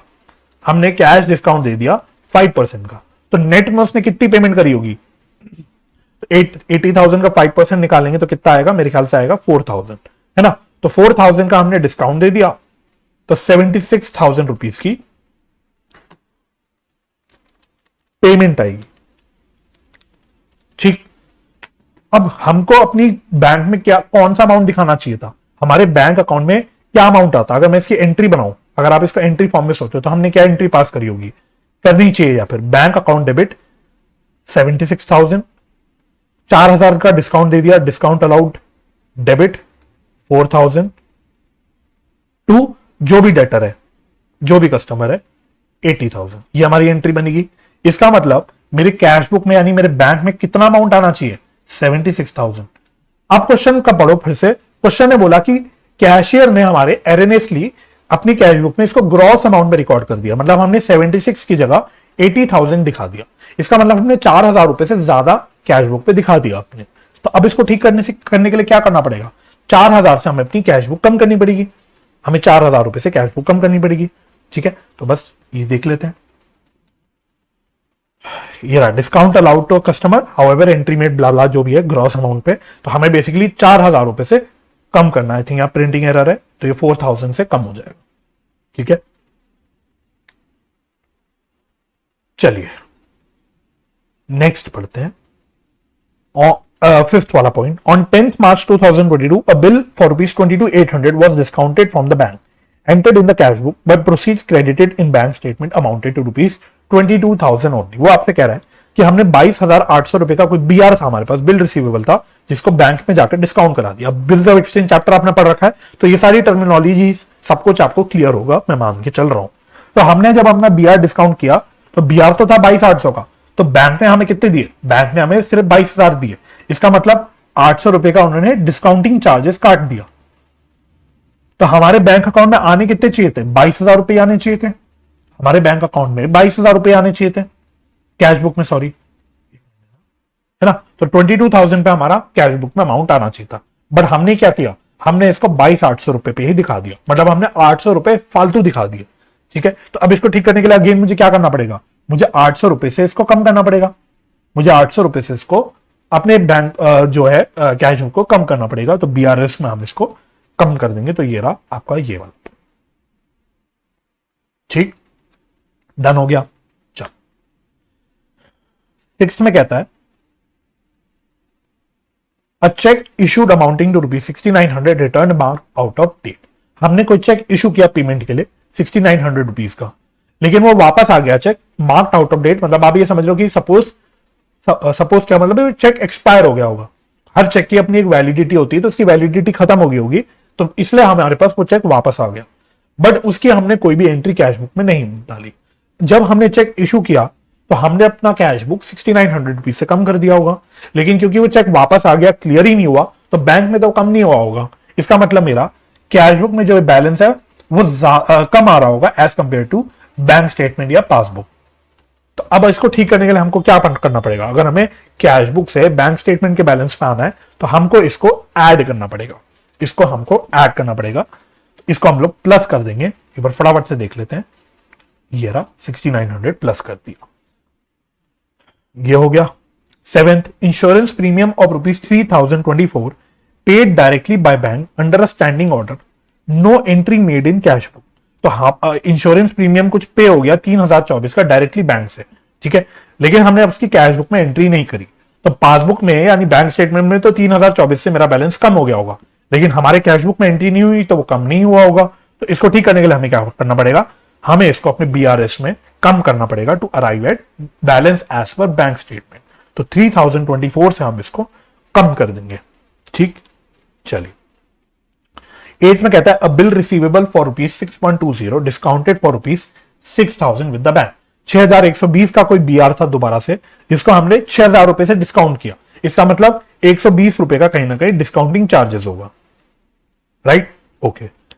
हैड बीन डिसऑनर्ड, तो ये डिस्काउंटेड बिल डिसऑनर हो गया on 30th March 2022, but advice was received on 1st April 2022। यानी डिसऑनर की जो इंफॉर्मेशन हमको मिली वो 31st मार्च के बाद मिली, राइट। अच्छा, अब जब बीआर डिस्काउंटेड बिल डिसऑनर होता है तो हम उसकी एंट्री क्या करते हैं, जो भी डेटर होता है, कस्टमर होता है, उसको डेबिट करते हैं और बैंक को क्रेडिट करते हैं, आपको याद होगा। और यहां पे हम लोग पूरा बिल का अमाउंट लिखते हैं भाई, पूरा 6120 रुपए से, ठीक है, क्योंकि बैंक तो भाई हमसे पूरा 6120 काटेगा ना, पूरा रिकवर करेगा। 6120 का बिल अमाउंट था वो पूरा रिकवर करेगा, तो हमारे बैंक से तो जाते 6120 रुपए, ठीक है। लेकिन क्योंकि इसकी एडवाइस ही हमें नहीं मिली, तो हमें जब बैंक को कम करना चाहिए था, क्रेडिट करना चाहिए था 6120 से, वो हमने नहीं करा होगा। लेकिन बैंक वालों ने तो कर दिया होगा पहले ही, क्योंकि जो डिसऑनर हुआ था वो 30 मार्च को ही हो गया था। तो इसको ठीक करने के लिए या इसको रिकंसाइल करने के लिए हम अपनी कैश बुक को क्या करेंगे, कम कर देंगे 6120 रुपए से, ठीक है। तो अमाउंट ध्यान से लिखना, 6120 से पूरा ये कम होगा, ना कि 6000 से, ठीक है। चलिए, और last 9, bank recorded a cash deposit of ₹6550 as 6505। तो एक बैंक ने भी नालायकपंती करी। बैंक ने क्या किया, हमने कैश डिपॉजिट किया था अपने बैंक में 6550 का, लेकिन उसको उन्होंने दिखा दिया 6505 से, मतलब उन्होंने 45 रुपीज से कम दिखाया, 45 रुपीज से कम दिखाया। बट हमने तो पूरा सही अमाउंट पे डाला होगा, हमारी कैश बुक तो पूरी 6550 से बड़ी होगी, है ना। तो अब कैश बुक से बैंक स्टेटमेंट में आने के लिए हमें कैश बुक में भी नालायकपंती करनी पड़ेगी, मतलब हमें अपनी कैश बुक को अब 45 रुपीज से कम करना पड़ेगा, क्योंकि हम बैंक स्टेटमेंट की बैलेंस पे आ रहे हैं, राइट। तो 45 रुपीज से कम हो जाएगा, राइट। तो अब इसकी टोटली एक बार चेक कर लेना, क्योंकि यहां पे एक प्रिंटिंग एरर कर रखी है। तो 1400 plus 4000 plus 800 plus 3024 plus 6120 plus 45, तो इसका टोटल आएगा 15389, ठीक। तो अब आपका balance as per bank statement कितना आ जाएगा, 110,280 प्लस 65,148 माइनस 15,389, इसका बैलेंस आ जाएगा 1,60,39। ये आपका balance as per bank statement आ जाएगा, ठीक है। तो करेक्शन चाहे तो आप लोग भी कर लेना अपने पास, इसको एक प्रिंटिंग एरर है तो उसके लिए आपको एक छोटी सी करेक्शन करनी पड़ेगी, राइट। तो बढ़े अपने नेक्स्ट क्वेश्चन की ओर, चलिए क्वेश्चन नंबर 5 देखते हैं। क्वेश्चन नंबर 5, इन्वेंट्री से A trader prepared his accounts on 31st March each year. ठीक है. Due to some unavoidable reasons, no stock taking could be possible till 15th April 2022. Right. देखो भाई हमारा साल खत्म कब हो रहा होगा, अगर हम बोल रहे हैं 31st मार्च को हर साल खत्म होता है हमारा, तो अगर मैं 2022 की बात कर रहा हूं तो मेरा साल खत्म हो रहा होगा 31st मार्च 2022 को. लेकिन सवाल कह रहा है कि भाई कुछ कारणों की वजह से हम 31st मार्च को अपनी स्टॉक टेकिंग नहीं कर पाए, हम अपनी स्टॉक की काउंटिंग नहीं कर पाए, हम 15 दिन लेट हो गए, हम 15th अप्रैल 2022 को स्टॉक काउंटिंग कर पाए. On which date the total cost of goods in his godown came to ₹2.5 lakh. इस डेट पे हमने देखा कि गोडाउन में कितने रुपए का माल पड़ा हुआ है, 2.5 लाख रुपए का माल पड़ा हुआ है. The following facts were established between 31st March and 15th अप्रैल। अब क्या क्या हुआ? सेल्स 2,05,000 की इंक्लूडिंग कैश सेल 50,000, ठीक है। परचेजेस 25,170 के इंक्लूडिंग कैश परचेज 9,950, ठीक है। Sales return 5,000, okay. मतलब ये बेसिकली जो इंटरवीनिंग पीरियड है ना, 31st मार्च से लेके 15th अप्रैल 2022 के कुछ ट्रांजैक्शंस बता रहा है कि भाई इस दौरान सेल हुई 2,05,000 की, परचेज हुई 25,170 की, सेल रिटर्न हुई 5,000 की, ठीक है। On 15th April goods of the sale value of ₹50,000 were sent on sale or return basis. 15 मार्च को हमने गुड्स ऑन सेल 50,000 के गुड्स भेजे थे on sale or return basis customer को। Period of approval being 4 weeks, 4 week का period of approval था। He returned 40% of the goods on 10th April, 10 अप्रैल को उसने 40% ऑफ द गुड्स जो है वो वापस कर दिए, approving the rest. Customer was billed on 16th April, ठीक है। फिफ्थ क्या था? Trader had also received goods costing ₹40,000 in March for sale on consignment basis. 20% of the goods had been sold by 31st March. तो कह रहा है कि हमको 40,000 के गुड्स मार्च में मिले थे सेल ऑन कंसाइनमेंट बेसिस में। 20% of the goods had been sold by 31st March, 31 मार्च तक इसमें से हमने 20% गुड्स बेच दिए। And another 50% by the 15th April, 15 अप्रैल तक हमने और 50% बेच दिए। इसका मतलब कितने का माल अभी हमने नहीं बेचा होगा? अगर 20% हमने 31 मार्च तक बेच दिया, 15 अप्रैल तक हमने 50% का माल बेच दिया, तो अब बचा हुआ 30% हमने, इसका मतलब अभी नहीं बेचा होगा 15 अप्रैल तक, 15 अप्रैल तक अभी हमने ये नहीं बेचा होगा। तो 30% माल जो होगा वो हमारे गोडाउन में 15 अप्रैल को पड़ा होगा, ठीक है। समझ गए आप लोग? These sales are not included in the above sales. Of course हम बेसिकली यहां पे कंसाइनी है, आप ये समझ लो कि यहां पे हम कंसाइनी है, ठीक है। तो कंसाइनी जो सेल करता है उसको अपनी किताबों में कभी भी रिकॉर्ड नहीं करता। कंसाइनमेंट चैप्टर में आपने कंसाइनी की बुक्स की एंट्री सीखी होंगी, तो आपको पता होगा कि कंसाइनी अपनी बुक्स में सेल्स को रिकॉर्ड नहीं करता। उसके लिए तो सिर्फ कमीशन इनकम होती है, सेल्स वो अपने पास रिकॉर्ड नहीं करता, ठीक है। वही बात इन्होंने लिखी हुई है कि ऊपर जो 15 दिन की सेल बता रखी है सवाल में, उसमें कहीं पे भी ये वाली सेल किसी भी चीज में इंक्लूडेड नहीं है, ठीक। Goods are sold by the trader at a profit of 20% of sales, तो ये हमारा प्रॉफिट मार्जिन है। You are required to ascertain the value of inventory on 31st March 2022। चलो ठीक है, तो रफ रफ में कर लेते हैं। प्रॉपर प्रेजेंटेशन तो आप बाद में सजेस्टेड आंसर से देख सकते हो।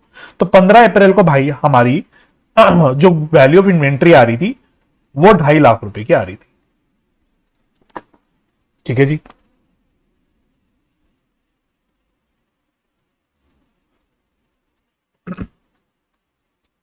तो 15 अप्रैल को 2.5 लाख की हमारे पास इन्वेंट्री आ रही थी। अब इस दौरान इंटरवीनिंग पीरियड में हमने सेल करा 2,05,000 का। तो कॉस्ट ऑफ सेल हम क्या करते हैं? कॉस्ट ऑफ सेल हम लोग ऐड कर देते, क्योंकि हमें 15 अप्रैल से 31 मार्च पे आना है, ठीक है। तो 15 अप्रैल से 31 मार्च पे क्योंकि हमको आना है, तो जो हमने इस इंटरवीनिंग पीरियड में जो गुड्स हमने बेच दिए वो 31 मार्च को तो हमारे गोडाउन में होंगे ना, 31 मार्च को तो हमारी इन्वेंट्री में होंगे, वो तो हमने इंटरवीनिंग पीरियड में बेचे हैं, है ना। तो इसलिए हमने जो इंटरवीनिंग पीरियड में कॉस्ट ऑफ गुड्स बेच दिए, कॉस्ट ऑफ गुड्स सोल्ड जो हमने बेच दिए इंटरवीनिंग पीरियड में, वो हमें एड बैक करने पड़ेंगे। अब वो हम यहां पे आप कितना लोगे? टोटल 2,05,000 का सेल हुआ। इसमें से अगर मैं बोलूं कि ड्यूरिंग दिस पीरियड हमने 5,000 की सेल रिटर्न भी हुई, तो मैं बोल सकता हूं नेट में मैंने 2 लाख रुपए की सेल करी होगी, ठीक है। अच्छा सर, ब्रैकेट में इंक्लूडिंग कैश सेल भी दे रखा है 50,000, इसका भी कुछ करना होगा? बिल्कुल नहीं करना भाई इसका कुछ, ये आपको कंफ्यूज करने के लिए दिया हुआ है ना, क्योंकि सेल तो सेल है भाई, कैश में बेचो क्रेडिट पे बेचो, हमको क्या, गुड्स तो चलेगा ना हमारे गोडाउन से, राइट। तो सेल तो सेल है भाई, कैश में भी हो रही हो चाहे क्रेडिट में हो रही हो, गुड्स तो हमारे गोडाउन से जा रहे हैं, तो इससे हमें कोई लेना देना नहीं है, ये आपको पागल बनाने के लिए दिया गया है, ठीक है। अच्छा, अब 2 लाख रुपए की सेल हो गई, 2 लाख रुपए की सेल हो गई, लेकिन हमको तो यहाँ कॉस्ट पे बात करनी है सारी, तो हमें तो कॉस्ट ऐड करना है। तो कॉस्ट के लिए आपको क्या बोला हुआ है? आपको प्रॉफिट मार्जिन बोला हुआ है 20% ऑन सेल्स, 20% ऑन सेल्स। तो इसका 80% अगर मैं निकाल लूंगा, अगर मैं इसका 80% निकाल लूंगा, सॉरी नॉट 80%, नहीं ठीक तो है 80%, 80% कह सकता हूं। तो डायरेक्टली या तो 20% इसमें से माइनस कर लो या इसको इंटू 80% कर लो। तो अगर मैं इसको 80% से मल्टीप्लाई कर दूंगा तो मेरी कॉस्ट आ जाएगी, ठीक है। आप नहीं तो 2 लाख में से प्रॉफिट माइनस करके देख लेना, तो 2 लाख का 20% होता है 40,000, तो आपकी कॉस्ट आ जाएगी 1,60,000, ठीक है। तो ये आपकी कॉस्ट आ गई, ऐसे रफ रफ में कर रहा हूं, ठीक है। तो ये पॉइंट पहले क्लियर। दूसरा, परचेस। अब इस इंटरवीनिंग पीरियड में हमने कुछ परचेस करा, तो 15 अप्रैल को जो हमने गुड्स परचेस करे वो हमारे पास आ रहे होंगे, लेकिन वो 31 मार्च की परचेस थोड़ी है, वो 31 मार्च के बाद की परचेस है। तो 31 मार्च को तो ये हमारी इन्वेंट्री का पार्ट नहीं होंगे, इसलिए जो इस इंटरवीनिंग पीरियड में हमने परचेस करा है, जो हमारी इन्वेंट्री का पार्ट नहीं होने चाहिए 31 मार्च को, तो वो हम लोग हटा देंगे। तो ये तो परचेज है, तो ये तो कॉस्ट ही दे रखी होगी। सर यहां पे भी ब्रैकेट में उसने कैश परचेज दे रखा है, तो क्या यहां पे भी कोई कैश परचेज का कोई रेलिवेंस है? बिल्कुल नहीं है भाई, ये भी आपको पागल बनाने के लिए दिया हुआ है, ये भी है, इसका भी कोई भी रेलिवेंस नहीं है, ठीक है जी। तो ये सिंपल पॉइंट हो गया। अब फोर्थ पॉइंट देखो, फोर्थ पॉइंट बड़ा मजेदार है, ठीक है। मेरे को ऐसा लग रहा है सवाल आपके स्टडी मटेरियल का है, ये मैं पहले भी डिस्कस कर चुका हूं, एनीवे कोई बात नहीं। On 15 March goods of sale value of 50,000 were sent on sale or return basis. तो 15 मार्च को हमने कुछ गुड्स भेजे on approval basis. He return 40% of the goods on 10th April. जिस कस्टमर को हमने ऑन अप्रूवल बेसिस भेजे, उसमें से 40% उसने हमें 10th अप्रैल को वापस कर दिया। तो जो 40% उसने हमें 10th अप्रैल को वापस कर दिया, वो हमारी 15 अप्रैल की इन्वेंट्री में आ रहे होंगे, इस 2.5 लाख में। इस 2.5 लाख में वो ऑलरेडी इंक्लूडेड होंगे। बचे हुए 60% क्या हुए? बचे हुए 60% तो अप्रूव हो गए, है ना। तो रिमेनिंग जो 60% है, ये तो 15th अप्रैल की इन्वेंट्री में नहीं आ रहे होंगे, क्योंकि 15th अप्रैल को वो कस्टमर के पास पड़े होंगे। अच्छा, अगर आप ऐसे सोचो, हम लोग इन्वेंट्री की वैल्यू 31 मार्च की निकाल रहे हैं, तो 31 मार्च को तो जो ये इन्वेंट्री है विद कस्टमर, ये तो हमारी इन्वेंट्री में एडेड होनी चाहिए, इंक्लूडेड होनी चाहिए, ठीक है। अब क्योंकि 2.5 लाख में जो है 40% ऑलरेडी इंक्लूडेड है, 40% तो ऑलरेडी इसमें 2.5 लाख में इंक्लूडेड है, लेकिन जो रिमेनिंग 60% है, क्योंकि ये हमारी गोडाउन में 15 अप्रैल को नहीं पड़े हुए थे, तो ये हमारी इस 2.5 लाख की इन्वेंट्री में इंक्लूडेड नहीं होंगे। तो जो इंक्लूडेड नहीं है, जो इन्वेंट्री 15 अप्रैल की इन्वेंट्री में इंक्लूडेड नहीं है 60% गुड्स, वो मुझे अब इंक्लूड करने पड़ेंगे, क्योंकि एज ऑन 31 मार्च तो ये मेरे इन्वेंट्री विद कस्टमर होंगे, ठीक है। एज ऑन 31 मार्च ये मेरी इन्वेंट्री का पार्ट बनने चाहिए, ठीक है। तो 60% गुड्स जो मेरे इन्वेंट्री में इंक्लूडेड नहीं है, वो मैं ऐड कर दूंगा। तो 50,000 का 60% निकाल लो, तो वो आ जाएगा, वो कितना आ जाएगा? 30,000, ठीक है। लेकिन ये सेल वैल्यू है, हमें तो यहां कॉस्ट की बात करनी है, तो कॉस्ट के लिए हमें अब इसको 80% से मल्टीप्लाई करना पड़ेगा, है ना। कॉस्ट के लिए हमको अगेन 80% से मल्टीप्लाई करना पड़ेगा, क्योंकि 20% ऑन सेल्स उसने प्रॉफिट मार्जिन दे रखा है, तो ये हो जाएगा मेरा 24,000, ठीक है जी। ये पॉइंट क्लियर। अच्छा, फिफ्थ में कहता है trader has also received goods costing 40,000 in March for sale on consignment basis. तो क्योंकि हम कंसाइनी भी है, तो हमें किसी कंसाइनर से 40,000 के गुड्स मिले थे मार्च में।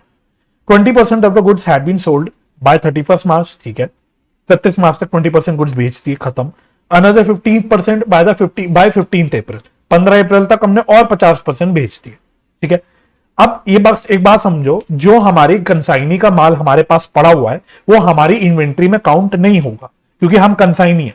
इवन तो ये हमारे गोडाउन में पड़ा होगा, बट ये हमारी इन्वेंट्री का पार्ट नहीं बनना चाहिए, ठीक है। तो 40,000 में से 70% के तो ऑलरेडी बिक गए, तो 70% के जो माल है वो ऑलरेडी बिक गया, है ना। 70% का माल ऑलरेडी 15 अप्रैल तक बिक गया, तो 70% तो मेरी इन्वेंट्री में आ नहीं रहा होगा 15 अप्रैल की। लेकिन 30% जो अभी नहीं बिका है, ये 15 अप्रैल को मेरी इन्वेंट्री में, मेरे गोडाउन में आ रहा होगा। तो मैंने जब 2.5 लाख की काउंटिंग करी, जो मैंने 2.5 लाख रुपए की इन्वेंट्री निकाली, उसमें कंसाइनर का भी माल आ रहा है, लेकिन ये माल कंसाइनर का है, हमारा माल नहीं है ये, तो हमारी इन्वेंट्री में वो काउंट नहीं होगा, इसलिए उसको हम लोग हटा देंगे यहां से, ठीक है। तो कितने का माल था? टोटल 40,000 का माल था,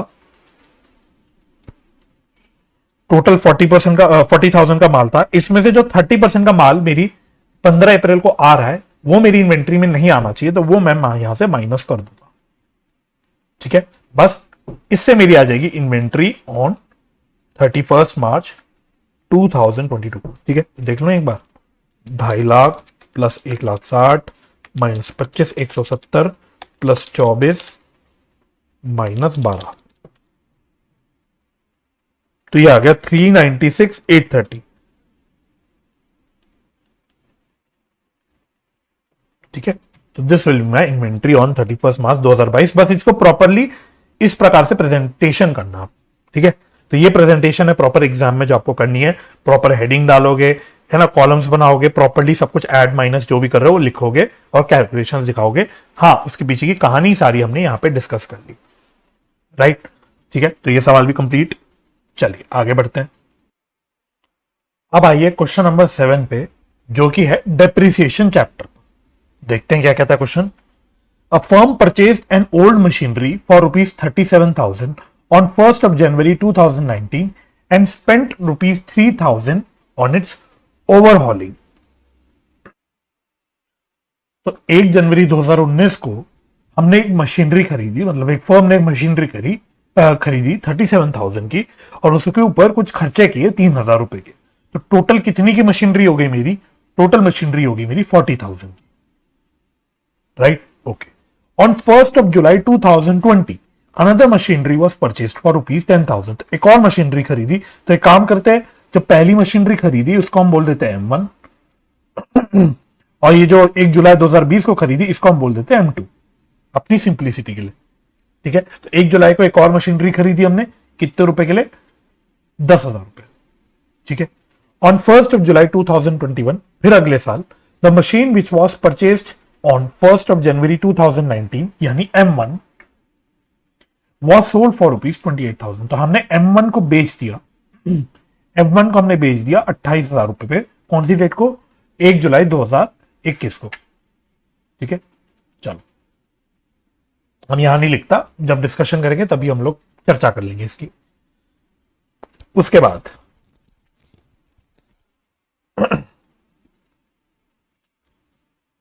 किधर गया, कहां तक पड़ा था?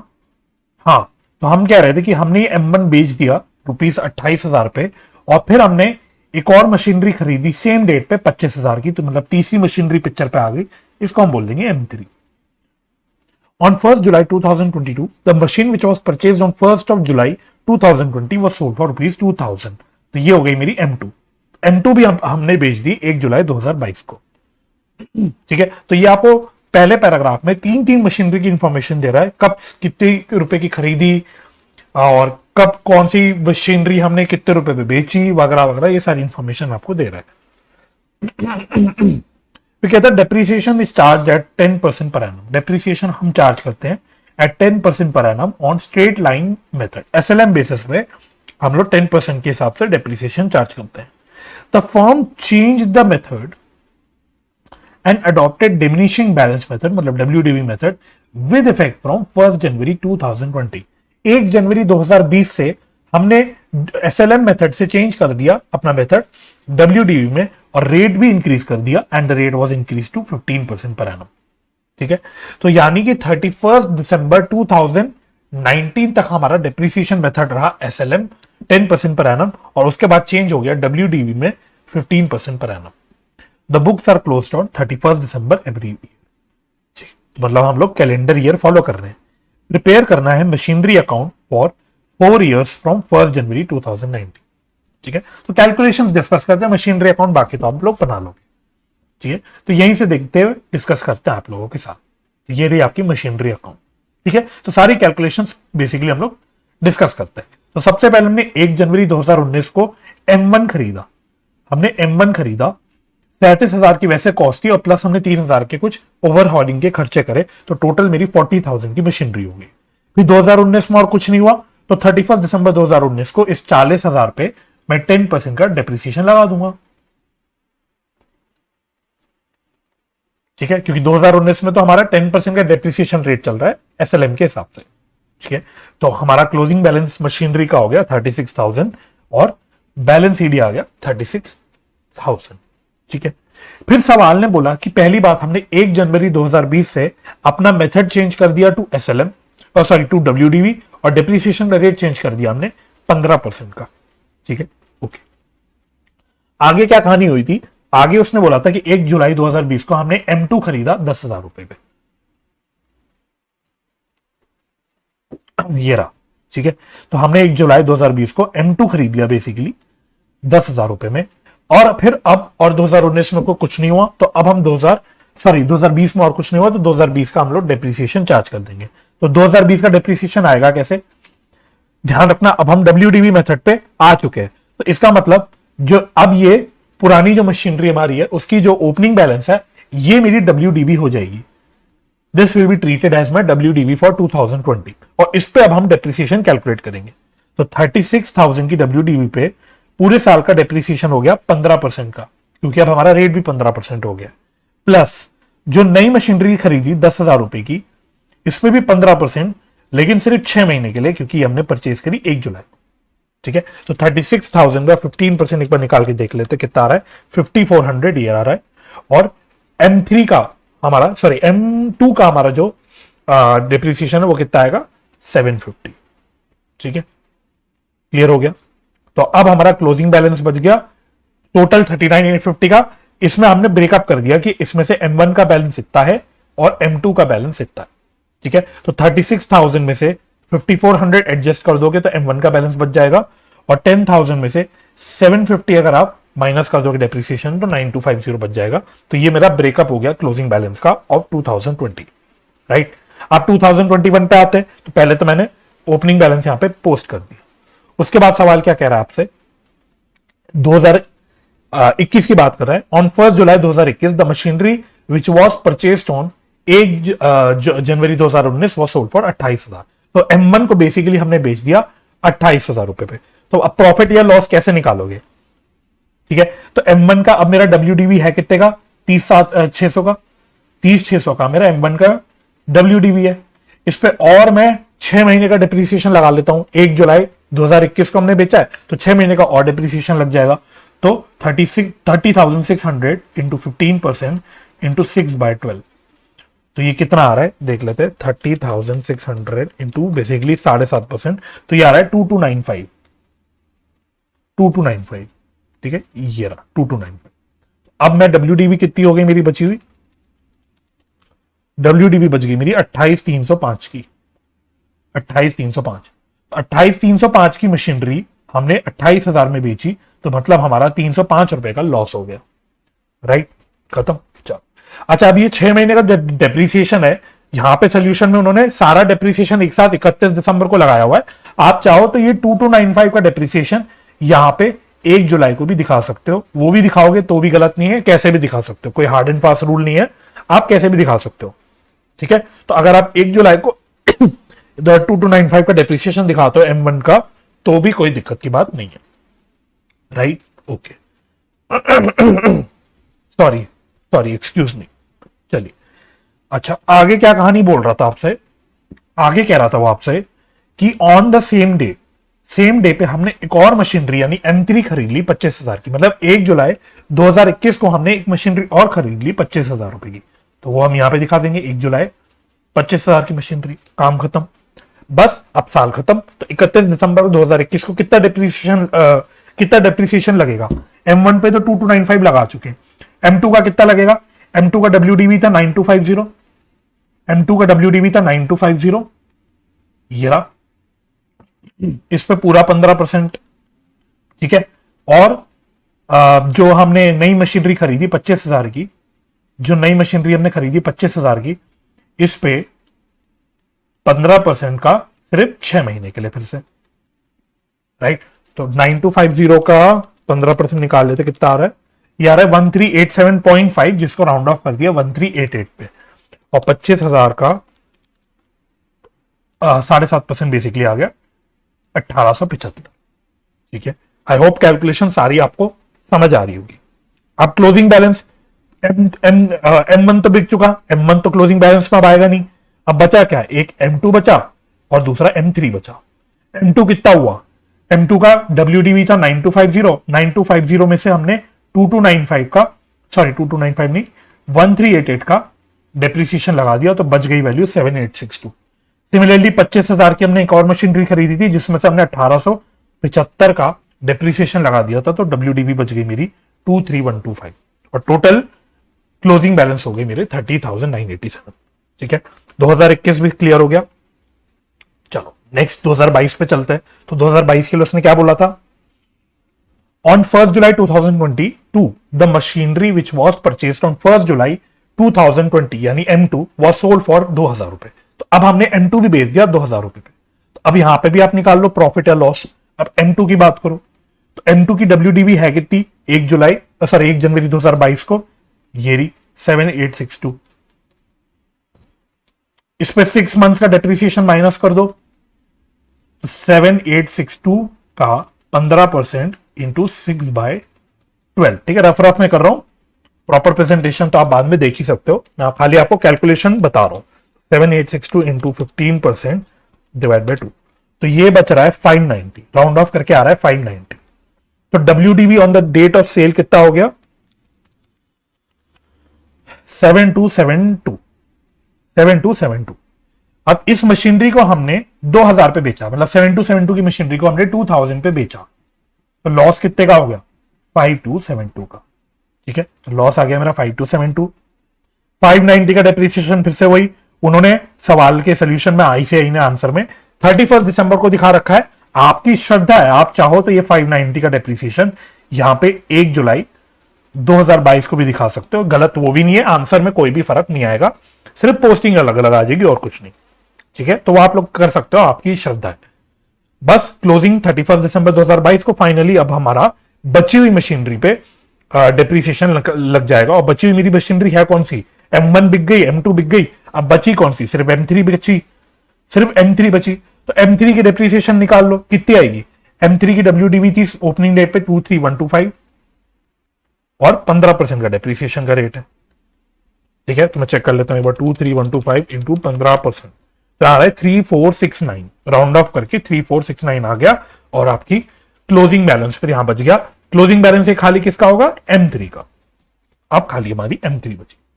ठीक है, तो मेरे हिसाब से काफी सिंपल क्वेश्चन था, कैलकुलेशन बस करते वक्त थोड़ा सा आपको माइंडफुल रहना है, इसके अलावा सवाल काफी इजी था। ठीक है, तो बढ़ जाए हम लोग अगले सवाल पे। चलिए आइए जी, अब क्वेश्चन नंबर 8 पे बिल्स ऑफ एक्सचेंज का क्वेश्चन है, करते हैं इसको। Mister Tanu accepted a bill for ₹1 lakh drawn on him by mister Manu on 1st of August 2021। तो मिस्टर तनु ने कोई बिल एक्सेप्ट किया 1 लाख रुपए का जो मनु ने ड्रॉ किया था। ठीक है, तो पार्टीज आइडेंटिफाई कर लेते हैं। तनु कौन हो गया, ड्रॉई हो गया, बिल एक्सेप्ट कर रहा है। मनु कौन हो गया, ड्रॉर हो गया, बिल इशू कर रहा है या बिल ड्रॉ कर रहा है। ठीक है, 1 अगस्त 2021 को बिल ड्रॉ हुआ और कितने महीने का बिल था, 3 महीने का। This was for the amount which Tanu owed to Manu. तो ये बस क्वेश्चन की इंफॉर्मेशन है कि भाई तनु कुछ अमाउंट ओ करता था मनु को, तो उस अमाउंट के अगेंस्ट से बिल ड्रॉ हुआ था। On the same date mister Manu got the bill discounted at his bank for ₹98,000। तो मिस्टर मनु ने बिल डिस्काउंट करा दिया 98,000 का, तो 98,000 पर, तो मतलब 1 लाख का बिल था, 98,000 पर डिस्काउंट हुआ, तो इसका मतलब 2,000 रुपए का क्या हो गया, डिस्काउंटिंग चार्ज हो गया। ठीक है, सिंपल है अभी तक। On the due date Tanu approach Manu for renewal of the bill. Due date पे तनु आया मनु के पास और उसने बोला कि भाई बिल रिन्यू कर दो। Mister Manu agreed on the condition, अब यहां से इंपॉर्टेंट है, ध्यान से पढ़ना, on the condition that ₹20,000 be paid immediately along with interest on the remaining amount at 12% per annum for 3 months। तो कह रहा है कि रिन्यूअल के लिए मान गया मनु, रिन्यूअल के लिए मान गया, लेकिन उसने कंडीशन बोली कि भाई पहले आप हमें हाथ के 20,000 रुपए पे करो और साथ में ब्याज भी पे करो अभी के अभी, इमीडिएटली, मतलब अभी 20,000 तो पे करो ही अभी, साथ में रिमेनिंग अमाउंट पे 1 लाख में से 20,000 का तो आप अभी पे कर रहे हो, रिमेनिंग अमाउंट पे 3 महीने के साथ, 3 महीने के लिए 12% के हिसाब से आप हमें ब्याज भी पे करो। ठीक है, तो इंटरेस्ट भी वो हाथ के हाथ मांग रहा है। And that for the remaining balance Tanu should accept a new bill for 3 month. तो अब रिमेनिंग अमाउंट के लिए आप नया बिल एक्सेप्ट कर लो, तो ये कंडीशन डाल दी मनु ने। These arrangements were carry through, तो अरेंजमेंट्स कैरी हो गई बराबर बढ़िया ढंग से, बिल्कुल कोई दिक्कत नहीं हुई। लेकिन on 31 December 2021 Tanu became insolvent and his estate paid 40%। तो जब ड्यू डेट से पहले, बल्कि जब 31 दिसंबर आया तब क्या हुआ, तनु का दिवाला निकल गया, वो इंसॉल्वेंट हो गया और उसके एस्टेट से हमको खाली 40% पैसा मिला। Prepare journal entries in the books of mister Manu के बुक्स में हमें जर्नल एंट्रीज करनी है। तो मतलब किसके बुक्स में करनी है, ड्रॉर के बुक्स में, हम यहां पे ड्रॉर के बुक्स में एंट्री करनी है। ठीक है, समझ गए आप लोग, क्वेश्चन समझ गए। चलिए तो इसके लिए मैं आपको साथ में यहीं पे करवा देता हूं। Question 8, in the books of Manu, और आप अपने ब्रैकेट में एग्जाम में भी लिख सकते हो ड्रॉर या ड्रॉई, जिसकी भी बुक्स में आप कर रहे हो। पहली एंट्री डेट के साथ एंट्री करनी है, तो 1 अगस्त 2021 को बिल ड्रॉ हुआ, तो क्या एंट्री हो जाएगी, bills receivable account debit to Tanu's account. ठीक है, कितने रुपए का बिल ड्रॉ हुआ, 1 लाख रुपए का बिल ड्रॉ हुआ।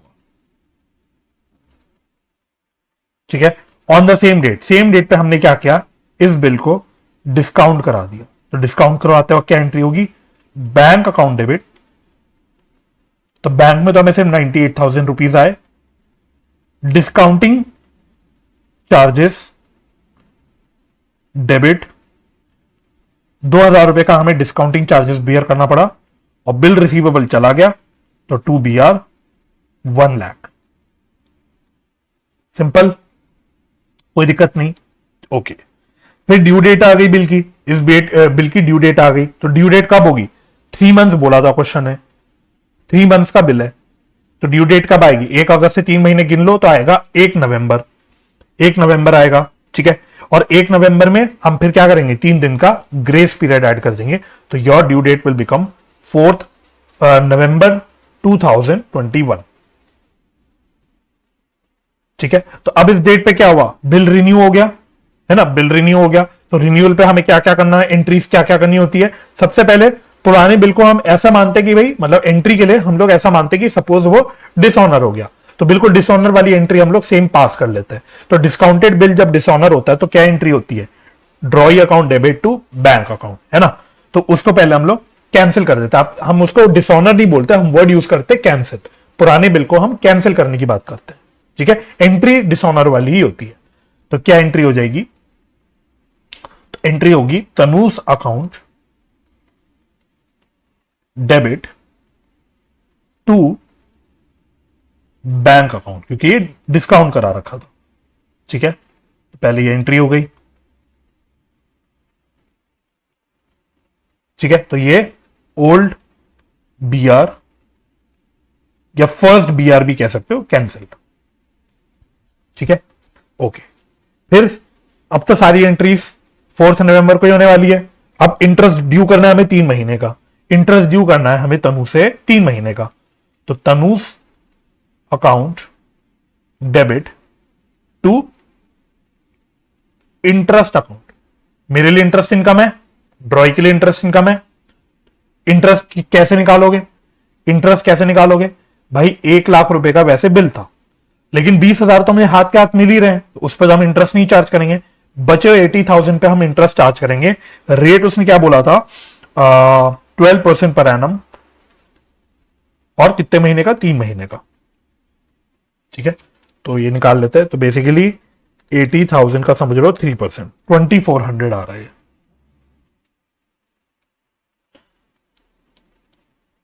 राइट, अब हमें सेम डेट पे एक और एंट्री करनी है।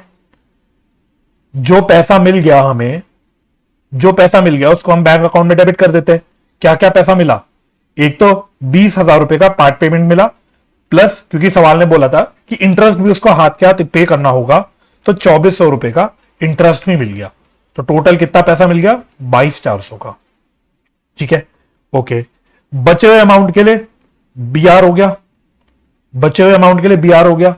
अभी बचा हुआ अमाउंट आएगा कितने का, 1 लाख रुपए हमें उससे लेने थे, प्लस 2400 और लेने इंटरेस्ट के, लेकिन इसमें से उसने 22,400 दे दिए, तो कितना अमाउंट बचा? 80,000। ठीक है, अच्छा, टू तनुज अकाउंट 1,02,400। ठीक है, तो आप अगर देखोगे इन दो एंट्रीज का इंपैक्ट देखोगे, इन दो एंट्रीज का, तो इन दो एंट्रीज में हमने तनु को 1 लाख और 2,400 से डेबिट किया। मतलब हम एक प्रकार से बोल रहे हैं अब हमें तनु से 1,02,400 लेने हैं। ठीक है, अब 1,02,400 में से 22,400 तो उसने हाथ के हाथ दे दिए, 20,000 पार्ट पेमेंट के और 2,400 इंटरेस्ट के। तो रिमेनिंग 80,000 हम क्या करेंगे? रिमेनिंग 80,000 के लिए BR ड्रॉ कर देंगे, एक नया वाला। ठीक है, तो बस उसी चीज की यहां पे मैंने कैलकुलेशन भी ब्रैकेट में दिखा दी। राइट, ओके, ये भी हो गया। फिर 31 दिसंबर को सवाल ने बोला कि तनु का दिवाला निकल गया, तनु का दिवाला निकल गया। तो दिवाला निकल गया मतलब अब जो नया बिल बना होगा वो भी डिसऑनर है ना, जो नया बिल बना वो भी डिसऑनर। तो पहले डिसऑनर की एंट्री कर देते हैं। क्या एंट्री होती है? क्या एंट्री करेंगे? Tanuj account debit to BR account. जो 80,000 रुपए का हमने नया बिल ड्रॉ करा वो डिसऑनर हो गया ड्यू टू इंसॉल्वेंसी। लिख सकते हो डिसऑनर ड्यू टू इंसॉल्वेंसी। ठीक है, फिर क्वेश्चन ने बोला हुआ है कि उसके एस्टेट से हमें कितना पैसा मिला? उसके एस्टेट से हमें 40% पैसा मिला। तो बैंक अकाउंट डेबिट, ठीक है, तो 40% ऑफ 80,000, तो ये कितना आएगा? 32,000। जो पैसा नहीं मिला वो हम कहां डाल देते हैं? वो हम डाल देते हैं बैड डेट्स, क्योंकि अब हमें मिलने भी नहीं वाला, अब हमें मिलने भी नहीं वाला, ये नुकसान हो चुका है हमारा। ठीक है, तो बैलेंस जो 60% है वो अब हमें मिलेगा नहीं, तो 48,000 का मेरा बैड डेट हो गया। और फिर तनु के अकाउंट को क्लोज कर देंगे 80,000। तो ये आपकी जर्नल एंट्री सारी होंगी। तो मेरे हिसाब से कोई भी दिक्कत नहीं हुई होगी। क्लास 11th के लेवल का सवाल था, वैसे तो ये क्लास 11th के लेवल का सवाल था, हालांकि क्लास 11th में इंसॉल्वेंसी सिलेबस में नहीं होता, बट स्टिल लेवल इसका ज्यादा कुछ खास था नहीं। तो आई होप ये वाला सवाल भी आपको समझ आ गया होगा। चलिए क्वेश्चन नंबर 9 पे आइएगा। कंसाइनमेंट, एक और आपका पसंदीदा चैप्टर कंसाइनमेंट का। कहता है Sahu of Shimla consign 30,000 kgs of shampoo at ₹30 per kg to his agent Harsh at Ooty. ठीक है, चलो, तो मतलब 30,000 kg शैम्पू का कंसाइन हुआ और पर यूनिट कॉस्ट दे रखी है, यानी पर केजी कॉस्ट दे रखी है 30 rupees. He spend ₹5 per kg as freight and insurance for sending the shampoo at Ooty. तो हमारे कंसाइनर ने यानी साहू ने कितने रुपए का खर्चा किया? 5 per kg का as freight and insurance. On the way 200 kgs of shampoos were lost. 200 kgs of shampoo खो गए, which is to be treated as normal loss. तो 200 kg का जो नुकसान हो गया, जो खो गए हमारे शैम्पूज, वो नॉर्मल लॉस है। And 800 kgs of shampoo was destroyed in transit. तो जब 200 kg में कह रहा हूं जो खो गए, ये नॉर्मल लॉस है, इसका मतलब ये 800 kg जो डिस्ट्रॉय हो गए, ये क्या होंगे? ये होगा अब normal loss. Right, normal loss जब भी होगा ना, नॉर्मल लॉस क्वेश्चन क्लियरली बता देगा कि ये नॉर्मल लॉस है। ठीक है, अगर वो नहीं बता रहा तो इसका मतलब दैट इज अब नॉर्मल लॉस। ये आप हमेशा याद रखना। और ये सवाल इंपॉर्टेंट हो जाता है, क्यों? क्योंकि इस सवाल में आपके नॉर्मल और अब नॉर्मल दोनों भी लॉसेस कवर्ड है। एंड आई थिंक इस तरह का सवाल मैं ऑलरेडी एक वीडियो लेक्चर में कवर कर चुका हूं, मुझे याद है। मैंने कंसाइनमेंट के कुछ इंपॉर्टेंट क्वेश्चंस, दो इंपॉर्टेंट क्वेश्चंस डिस्कस करे थे, जिसपे मैंने एक सेपरेट वीडियो बनाई थी। तो उसमें बिल्कुल डिट्टो सेम टाइप का क्वेश्चन हमने करा था, जिसमें नॉर्मल और अब नॉर्मल लॉस दोनों था। फिर भी मैं यहां पे दोबारा से कवर कर लूंगा ताकि आपकी रिवीजन हो जाए। ठीक है, तो अब नॉर्मल और नॉर्मल लॉस दोनों होते हैं, तो आपको कैसे काम करना होता है ये आपको पता होना चाहिए अच्छे से। You should be clear. Anyway, आगे बढ़ते हैं।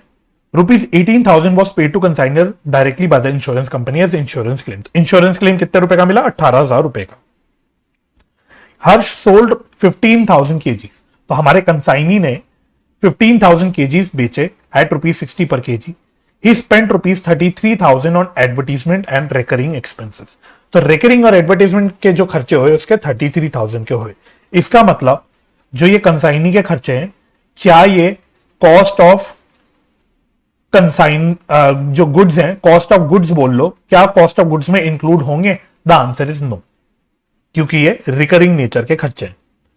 You are required to calculate the amount of abnormal loss. तो पहले आपको अबनॉर्मल लॉस की कैलकुलेशन करनी है. तो चलो हाथ के हाथ कर लें क्या, यहीं पे कर लें अबनॉर्मल लॉस की कैलकुलेशन. तो अबनॉर्मल लॉस कैसे निकालोगे आप? अबनॉर्मल लॉस, तो ओरिजिनल कॉस्ट कितनी है, जिसको मैं बोल देता हूं इनिशियल कॉस्ट. इनिशियल कॉस्ट कितनी की है? तो अबनॉर्मल लॉस 800 केजी का है और पर यूनिट कॉस्ट कितनी दे रखी है? 30. पर यूनिट कॉस्ट दे रखी है 30 रुपीज की. ठीक है, तो ये कितना हो गया? 24,000. उसके बाद प्लस प्रोपोर्शनेट कंसाइनर्स एक्सपेंस. इसमें कंसाइनर के कितने प्रोपोर्शनेट एक्सपेंस थे? तो 800 केजी टोटल अबनॉर्मल लॉस है. और पर यूनिट उसने सवाल ने आपको बोल रखा है कि पर यूनिट कितना उसने खर्चा लिया हुआ है? 5 रुपए का, कि फ्रेट और इंश्योरेंस का 5 रुपए का खर्चा है. तो इंटू 5, तो ये कितना हो गया? 4,000. तो मेरा वैसे टोटल अबनॉर्मल लॉस कितने का आ गया? 28,000 का मेरा टोटल अबनॉर्मल लॉस आ गया. इसमें से मुझे इंश्योरेंस क्लेम कितना मिल गया? इंश्योरेंस क्लेम कितने रुपए का मिल गया? 18,000 का. बोला हुआ है सवाल में 18,000 का इंश्योरेंस क्लेम का हमें अमाउंट मिल गया.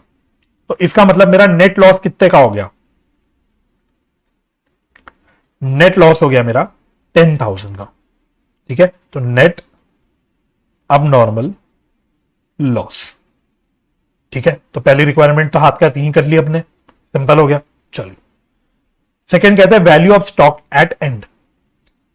Value of stock at and, तो ये चलो बाद में कैलकुलेट कर लेंगे, या कर लेते हैं, चलो कर लेते हैं कैलकुलेट, कितना टाइम लगेगा, कर लेते हैं. तो हमारे स्टॉक कितने बचे होंगे एट एंड? हमारे स्टॉक होंगे कितने, कितने केजी स्टॉक होंगे? तो टोटल हमने कंसाइन कितने केजी करे थे? 30,000 केजी. टोटल हमने 30,000 केजी कंसाइन करे थे. इसमें से 200 केजी का लॉस हो गया, 200 केजी का अब नॉर्मल लॉस हो गया.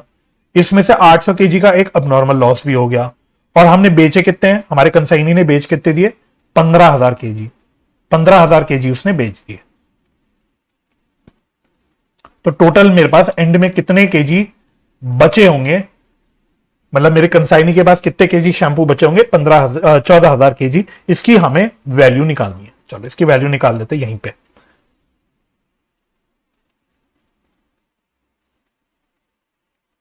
ठीक है, तो अब आपको कैसे काम करना होता है, बहुत ध्यान से काम करना. आपको कैसे काम करना है, ध्यान से. टोटल कॉस्ट कितनी है? टोटल कॉस्ट कितनी है? तो मैंने 30,000 केजी कंसाइन करे. ठीक है, यहां केजी लिख लेता हूं. तो मैंने 30,000 केजी कंसाइन करे थे. पर यूनिट कॉस्ट थी कितने? 30 रुपीज की. पर यूनिट कॉस्ट कितने रुपए की थी? 30 रुपीज की थी. ठीक है, तो टोटल कितने कॉस्ट हो गए? टोटल कितना कॉस्ट हो गया? 30,000 इंटू 30, तो टोटल हो गया 9 लाख. ठीक है, प्लस इसमें फ्रेट और इंश्योरेंस का भी खर्चा ऐड हो जाएगा. चलो यहां पे कर लेते हैं. 30,000 केजी है और इंश्योरेंस और फ्रेट का कितना खर्चा हमने बोला था, कितना है? 5 रुपए. 5 रुपए. ठीक है, तो ये कितना आ गया? 1.5 लाख.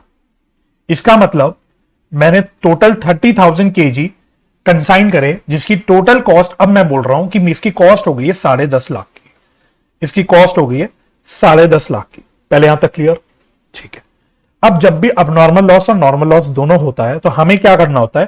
पहले हम लोगों को अबनॉर्मल लॉस की एडजस्टमेंट करनी होती है. पहले हमको अबनॉर्मल लॉस की एडजस्टमेंट करनी होती है. तो पहले हम लोग इसमें से अबनॉर्मल लॉस उड़ा देंगे। अब अबनॉर्मल लॉस कितने केजी का हुआ? 800 केजी का हुआ, 800 केजी का हुआ।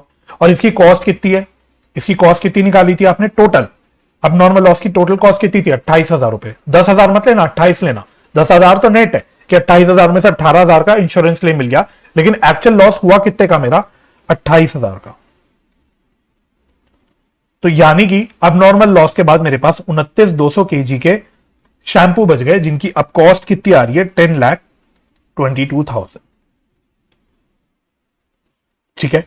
अच्छा, अब इसमें से हमें क्या करना होता है? इसमें से हमें अब नॉर्मल लॉस हटा देना होता है। तो नॉर्मल लॉस कितने यूनिट्स का है? 200 केजी का है। बस अमाउंट में हम कुछ नहीं लेते, हम नॉर्मल लॉस का कोई अमाउंट नहीं निकालते। तो अब हम ये बोलते हैं बेसिकली कि देखो भाई, अल्टीमेटली अब ऐसा मान लो कि 29,000, ऑल्दो मैं कह रहा था कि 29,200 केजीज की कॉस्ट है 10,22,000, बट क्योंकि 200 केजी का नॉर्मल लॉस है, तो आप ऐसा मान लो कि ये कॉस्ट 29,200 की नहीं है, ये 29,000 केजी की है। ठीक है, इसी को हम बोलते हैं cost of good units. Cost of good units हम इसको बोलते हैं। ठीक है, और ये मैं आपको वैसे डिटेल में लेक्चर्स में कवर कर चुका हूं। ये सारी ट्रीटमेंट होती है in according with accounting standard number 2। हालांकि आपको बताया नहीं गया स्पेसिफिकली अपने चैप्टर्स में, बट ये मैं आपको एडिशनली ज्ञान दे रहा हूं कि जो हम इन्वेंट्री की सारी जो एडजस्टमेंट करते हैं ना, ये सब कुछ आपको अकाउंटिंग स्टैंडर्ड नंबर 2 में बता रखा है। तो उसी के प्रिंसिपल्स को फॉलो करते हुए हम यहाँ पे सारी कैलकुलेशंस करते हैं। ठीक है, तो अल्टीमेटली वी आर सेइंग कि 29,000 केजीज का जो सामान है उसकी कॉस्ट है 10,22,000। ठीक है, तो अब वैल्यू ऑफ इन्वेंट्री कितनी होगी? वैल्यू ऑफ इन्वेंट्री, अगर इतनी कैलकुलेशन आपने ठीक ठीक कर ली, तो अब वैल्यू ऑफ इन्वेंट्री निकालना आपके लिए टफ नहीं होना चाहिए। यूनिटरी मैथ्स लगा दो। अगर 10,22,000 की कॉस्ट है 29,000 केजीज की, तो मेरी वैल्यू ऑफ इन्वेंट्री कितनी की है? 14,000 केजी है कंसाइनी के पास। तो बताओ 14,000 केजी की कितनी वैल्यू निकलेगी? तो निकाल लेते हैं 10,22,000 डिवाइड बाय 29,000 इंटू 14,000। तो ये कितना आ रहा है? 493,379.3 समथिंग। तो 493,379 ले लेता हूं। ठीक है, हालांकि ऊपर राउंड ऑफ कर रखा है आपके स्टडी मटेरियल में, बट आप नीचे राउंड ऑफ भी कर लोगे तो कोई दिक्कत नहीं। 493,379 स्टडी मटेरियल कह रहा हूं, सॉरी, सजेस्टेड आंसर में मैंने देखा 493,380 आ रहा है उनका आंसर, बट आप ये भी निकाल लोगे तो कोई भी दिक्कत नहीं है। ठीक है, तो इतना क्लियर हो गया। ठीक है, तो ये कैलकुलेशन भी क्लियर। फिर कहता है prepare consignment account showing profit और लॉस ऑन कंसाइनमेंट। तो अब आपको कंसाइनमेंट अकाउंट बनाना है। अच्छी बात क्या है, सारी इंपॉर्टेंट कैलकुलेशन आप ऑलरेडी कर चुके हैं। इसके अलावा बस इस बात का ध्यान दे देना, इस तरह के सवाल में कहीं आप मिस ना कर जाओ। If Harsh is entitled to 5% commission on sales, तो हर्ष को कमीशन देना मत भूलना। चलिए, तो ये मैं आपके साथ बना लेता हूं, यहां पे मैं आपके साथ बना लेता हूं। तो हम कर रहे हैं question number 9 in the books of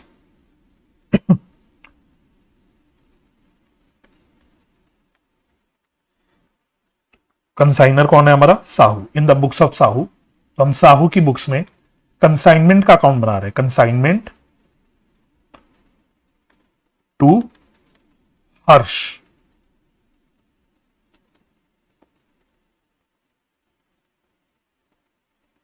बड़ा सा एक अकाउंट बना दो, खींच दो।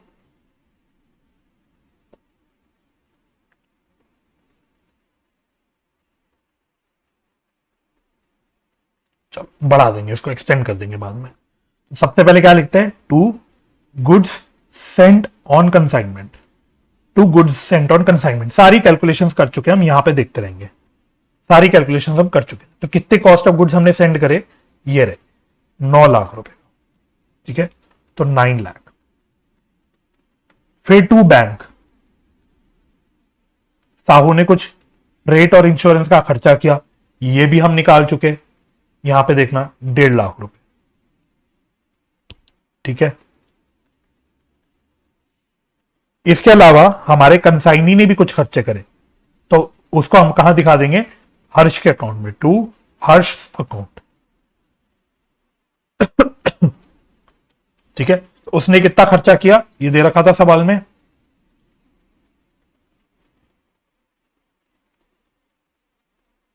किधर गया? ही स्पेंड ₹33,000 ऑन एडवर्टीजमेंट।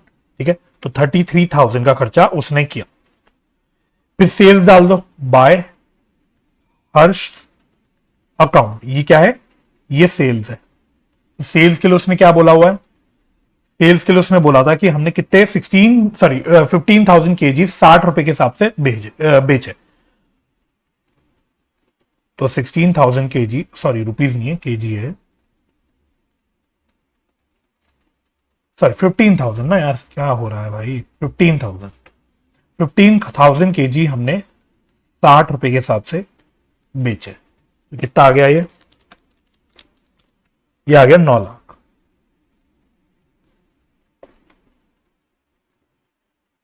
ठीक है, तो ये आ गया कितना? 9 लाख। क्लियर हो गया? अब जब सेल्स निकाल ली तो हर्ष का कमीशन भी निकाल लो। हर्ष का कमीशन कितना निकलेगा? सेल्स का कितना बोला था? सेल्स है 9 लाख रुपए और सेल्स का उसने 5% बोला था, तो ये आ गया 45,000। ठीक है, अब नॉर्मल लॉस, तो यहां हम नेट दिखा देते हैं।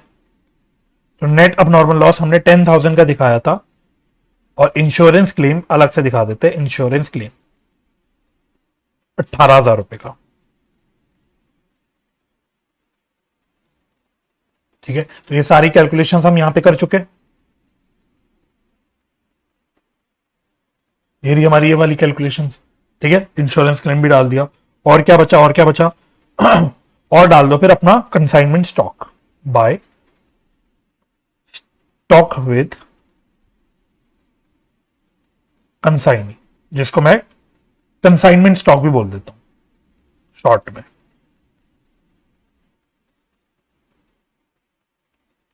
ये हमने निकाल दिया था कितना?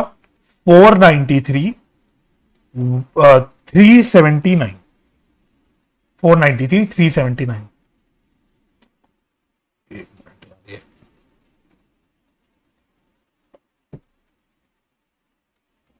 ठीक है, ये हमने यहां निकाल लिया था।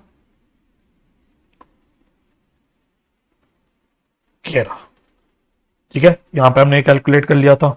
और कुछ बचा? और तो मेरे ख्याल से कुछ नहीं बचा। ठीक है, तो बस अब आप अपना प्रॉफिट निकाल लो टू P&L अकाउंट प्रॉफिट। तो कितना आ रहा है टोटल? 9,28,000 प्लस 493,379, तो टोटल आ रहा है 1421,379। 1421,379। 1 रुपए का डिफरेंस आएगा हमारा, क्योंकि आईसीआई ने क्या किया हुआ है? इसको ऊपर राउंड ऑफ किया हुआ है, जबकि लॉजिकली हमको नीचे राउंड ऑफ करना चाहिए। तो इसलिए कोई भी दिक्कत की बात नहीं है। 1421,379 माइनस 10,50,000 माइनस 33 माइनस 45, तो ये आ रहा है 293,379। तो ये आ गया मेरा प्रॉफिट ऑन कंसाइनमेंट। ठीक है, तो ये इस प्रकार से आप अपना कंसाइनमेंट अकाउंट बना सकते हो।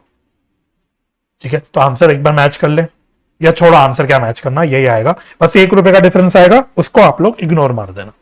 राइट, चलो क्वेश्चन नंबर 10 देख लेते हैं आप। Next question number 10। Mister Jay sends out goods on approval to few customers and includes the same in the sales account. ठीक है, तो हम या मिस्टर जय कुछ गुड्स ऑन अप्रूवल भेजते हैं, जिसको वो नॉर्मल सेल्स की तरह ट्रीट करते हैं। On 31 March 2022 the trade receivables balance to date 1,50,000। तो 31 मार्च 2022 को हमारे ट्रेड रिसीवेबल्स का बैलेंस था 1,50,000, which included ₹30,000 good sent on approval against which no intimation was receive during the year. तो हाथ के हाथ इसको डिस्कस करते हुए चलते हैं। तो साल के अंत में हमारे सेल्स हमारे ट्रेड रिसीवेबल्स थे 1.5 लाख रुपए के, जिसमें कुछ 13,000 रुपए के ऐसे भी कस्टमर्स थे जिनको हमने गुड्स भेज रखे थे ऑन अप्रूवल बेसिस, जिन्होंने अभी अभी तक अपना कोई भी इंटीमेशन या कुछ रिजेक्शन जो भी है कुछ भी नहीं दिया हुआ, राइट। तो अब उस केस में हमको अब क्या क्या एंट्री करनी होती है ईयर एंड पे, ईयर एंड में हम क्या क्या एंट्री करते हैं। तो 31 मार्च 2022 को हम क्या एंट्री करेंगे, एक तो सेल्स को रिवर्स करेंगे, तो sales account debit to debtors account या ट्रेड रिसीवेबल अकाउंट। तो 13,000 रुपए के जो सेल्स हमने कर रखे हैं लेकिन वो ऑन अप्रूवल बेसिस है, तो इसलिए हम उस सेल्स को रिवर्स कर देंगे, ठीक है। और फिर हम क्या करेंगे, सेम डेट पे हम इन्वेंट्री विद कस्टमर रिकॉर्ड करेंगे, inventory with customer debit to trading account. अब इसकी कैलकुलेशन कैसी होगी, इसको हमें कॉस्ट पे लाना पड़ेगा। तो 13,000 रुपए तो सेल्स वैल्यू है, कॉस्ट की इंफॉर्मेशन देखो आगे दे रखी है। These goods were sent out on at 30% over and above cost. तो हमारा प्रॉफिट मार्जिन कितना है, 30% ऑफ कॉस्ट। तो अगर कॉस्ट का 30% है, अगर कॉस्ट का 30% है तो सेल्स का कितना होगा, है ना। तो इसको हम कॉस्ट निकालने के लिए क्या कर सकते हैं, इसको हम कर सकते हैं 100 अपॉन 130, 100 अपॉन 130, ठीक है। तो आप इस प्रकार से कैलकुलेट कर सकते हो। तो यह कितना आ जाएगा, यह आएगा मेरे ख्याल से 10,000। चलो यहां तक क्लियर हो गया। ऐसा सवाल मेरे ख्याल से बिल्कुल आपके स्टडी मटेरियल का है ये सवाल, ठीक है। तो स्टडी मटेरियल का बिल्कुल डिट्टो सेम सवाल है। चलो, these goods were sent out at 30% over and above cost price and were sent to Mr. Narayan and Mr. Ram। तो मिस्टर नारायण को 7800 को भेजा हुआ है और मिस्टर राम को 5200 का भेजा हुआ है। और इसका टोटल करके देख लेना, इसका टोटल आ जाएगा 13,000। जो 13,000 रुपए की जो उसने सेल बता रखी है यहाँ पे, बेसिकली उसका ब्रेकअप दे रखा है यहाँ पे, ठीक है। Okay, mister Narayan sent intimation of acceptance on 25 April 2022, ठीक है। तो 25 अप्रैल को यानी साल, अगले साल, नेक्स्ट ईयर, नया साल शुरू होने के बाद मिस्टर नारायण ने गुड्स अप्रूव कर दी। तो अब गुड्स अप्रूव हो गए, तो क्योंकि मैंने साल के अंत में अपना सेल्स रिवर्स कर रखा था, तो अब मेरे को जब गुड्स अप्रूव हो गए तो फिर से मेरे को अब सेल्स की एंट्री पास करनी पड़ेगी। तो अब क्या एंट्री हो जाएगी, ट्रेड रिसीवेबल या मिस्टर, कौन है भाई, मिस्टर नारायण है ना, मिस्टर नारायण है ना। तो मिस्टर नारायण का अकाउंट भी डेबिट कर सकते हो या आप डायरेक्टली ट्रेड रिसीवेबल्स भी लिख सकते हो। तो trade receivables account debit to sales account. तो मिस्टर नारायण के कितने थे, 7800।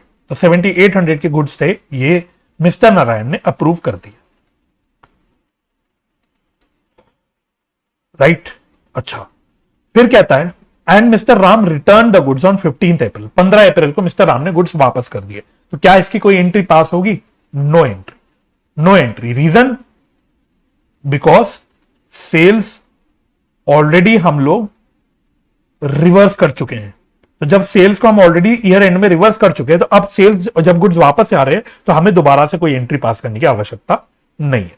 Simple, make the adjustment entries and show how these items will appear in the balance sheet. तो आपको एडजस्टमेंट एंट्रीज पास करनी है, जो कि मैंने ऑलरेडी पास कर दी। एंड बैलेंस शीट का आपको एक्सट्रैक्ट दिखाना है। Show also the entries to be made during the April 2022। तो वो भी एंट्री मैंने पास कर दी। Value of closing inventory as on 31 March 2022 was 1 lakh. तो कैसे करेंगे हम लोग, देखो बैलेंस शीट का एक्सट्रैक्ट बनाएंगे, बैलेंस शीट का एक्सट्रैक्ट, ठीक है। लाइबिलिटी साइड कुछ है नहीं, एसेट साइड है। तो एक तो उसने ट्रेड रिसीवेबल्स बता रखा था, ट्रेड रिसीवेबल्स उसने 1,50,000 के पैसे बता रखे थे, लेकिन इसमें से हमने, अच्छा बैलेंस शीट कब हम बना रहे हैं, ऑन 31 मार्च 2022, ये ध्यान रखना, ठीक है।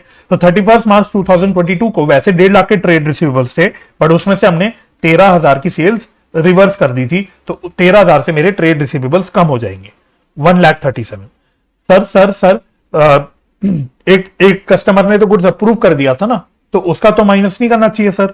लेकिन वो अप्रूव किया कब, 31 मार्च की बात किया उसने, 25 अप्रैल को किया। हम तो बैलेंस शीट 31 मार्च की बना रहे हैं, ठीक है।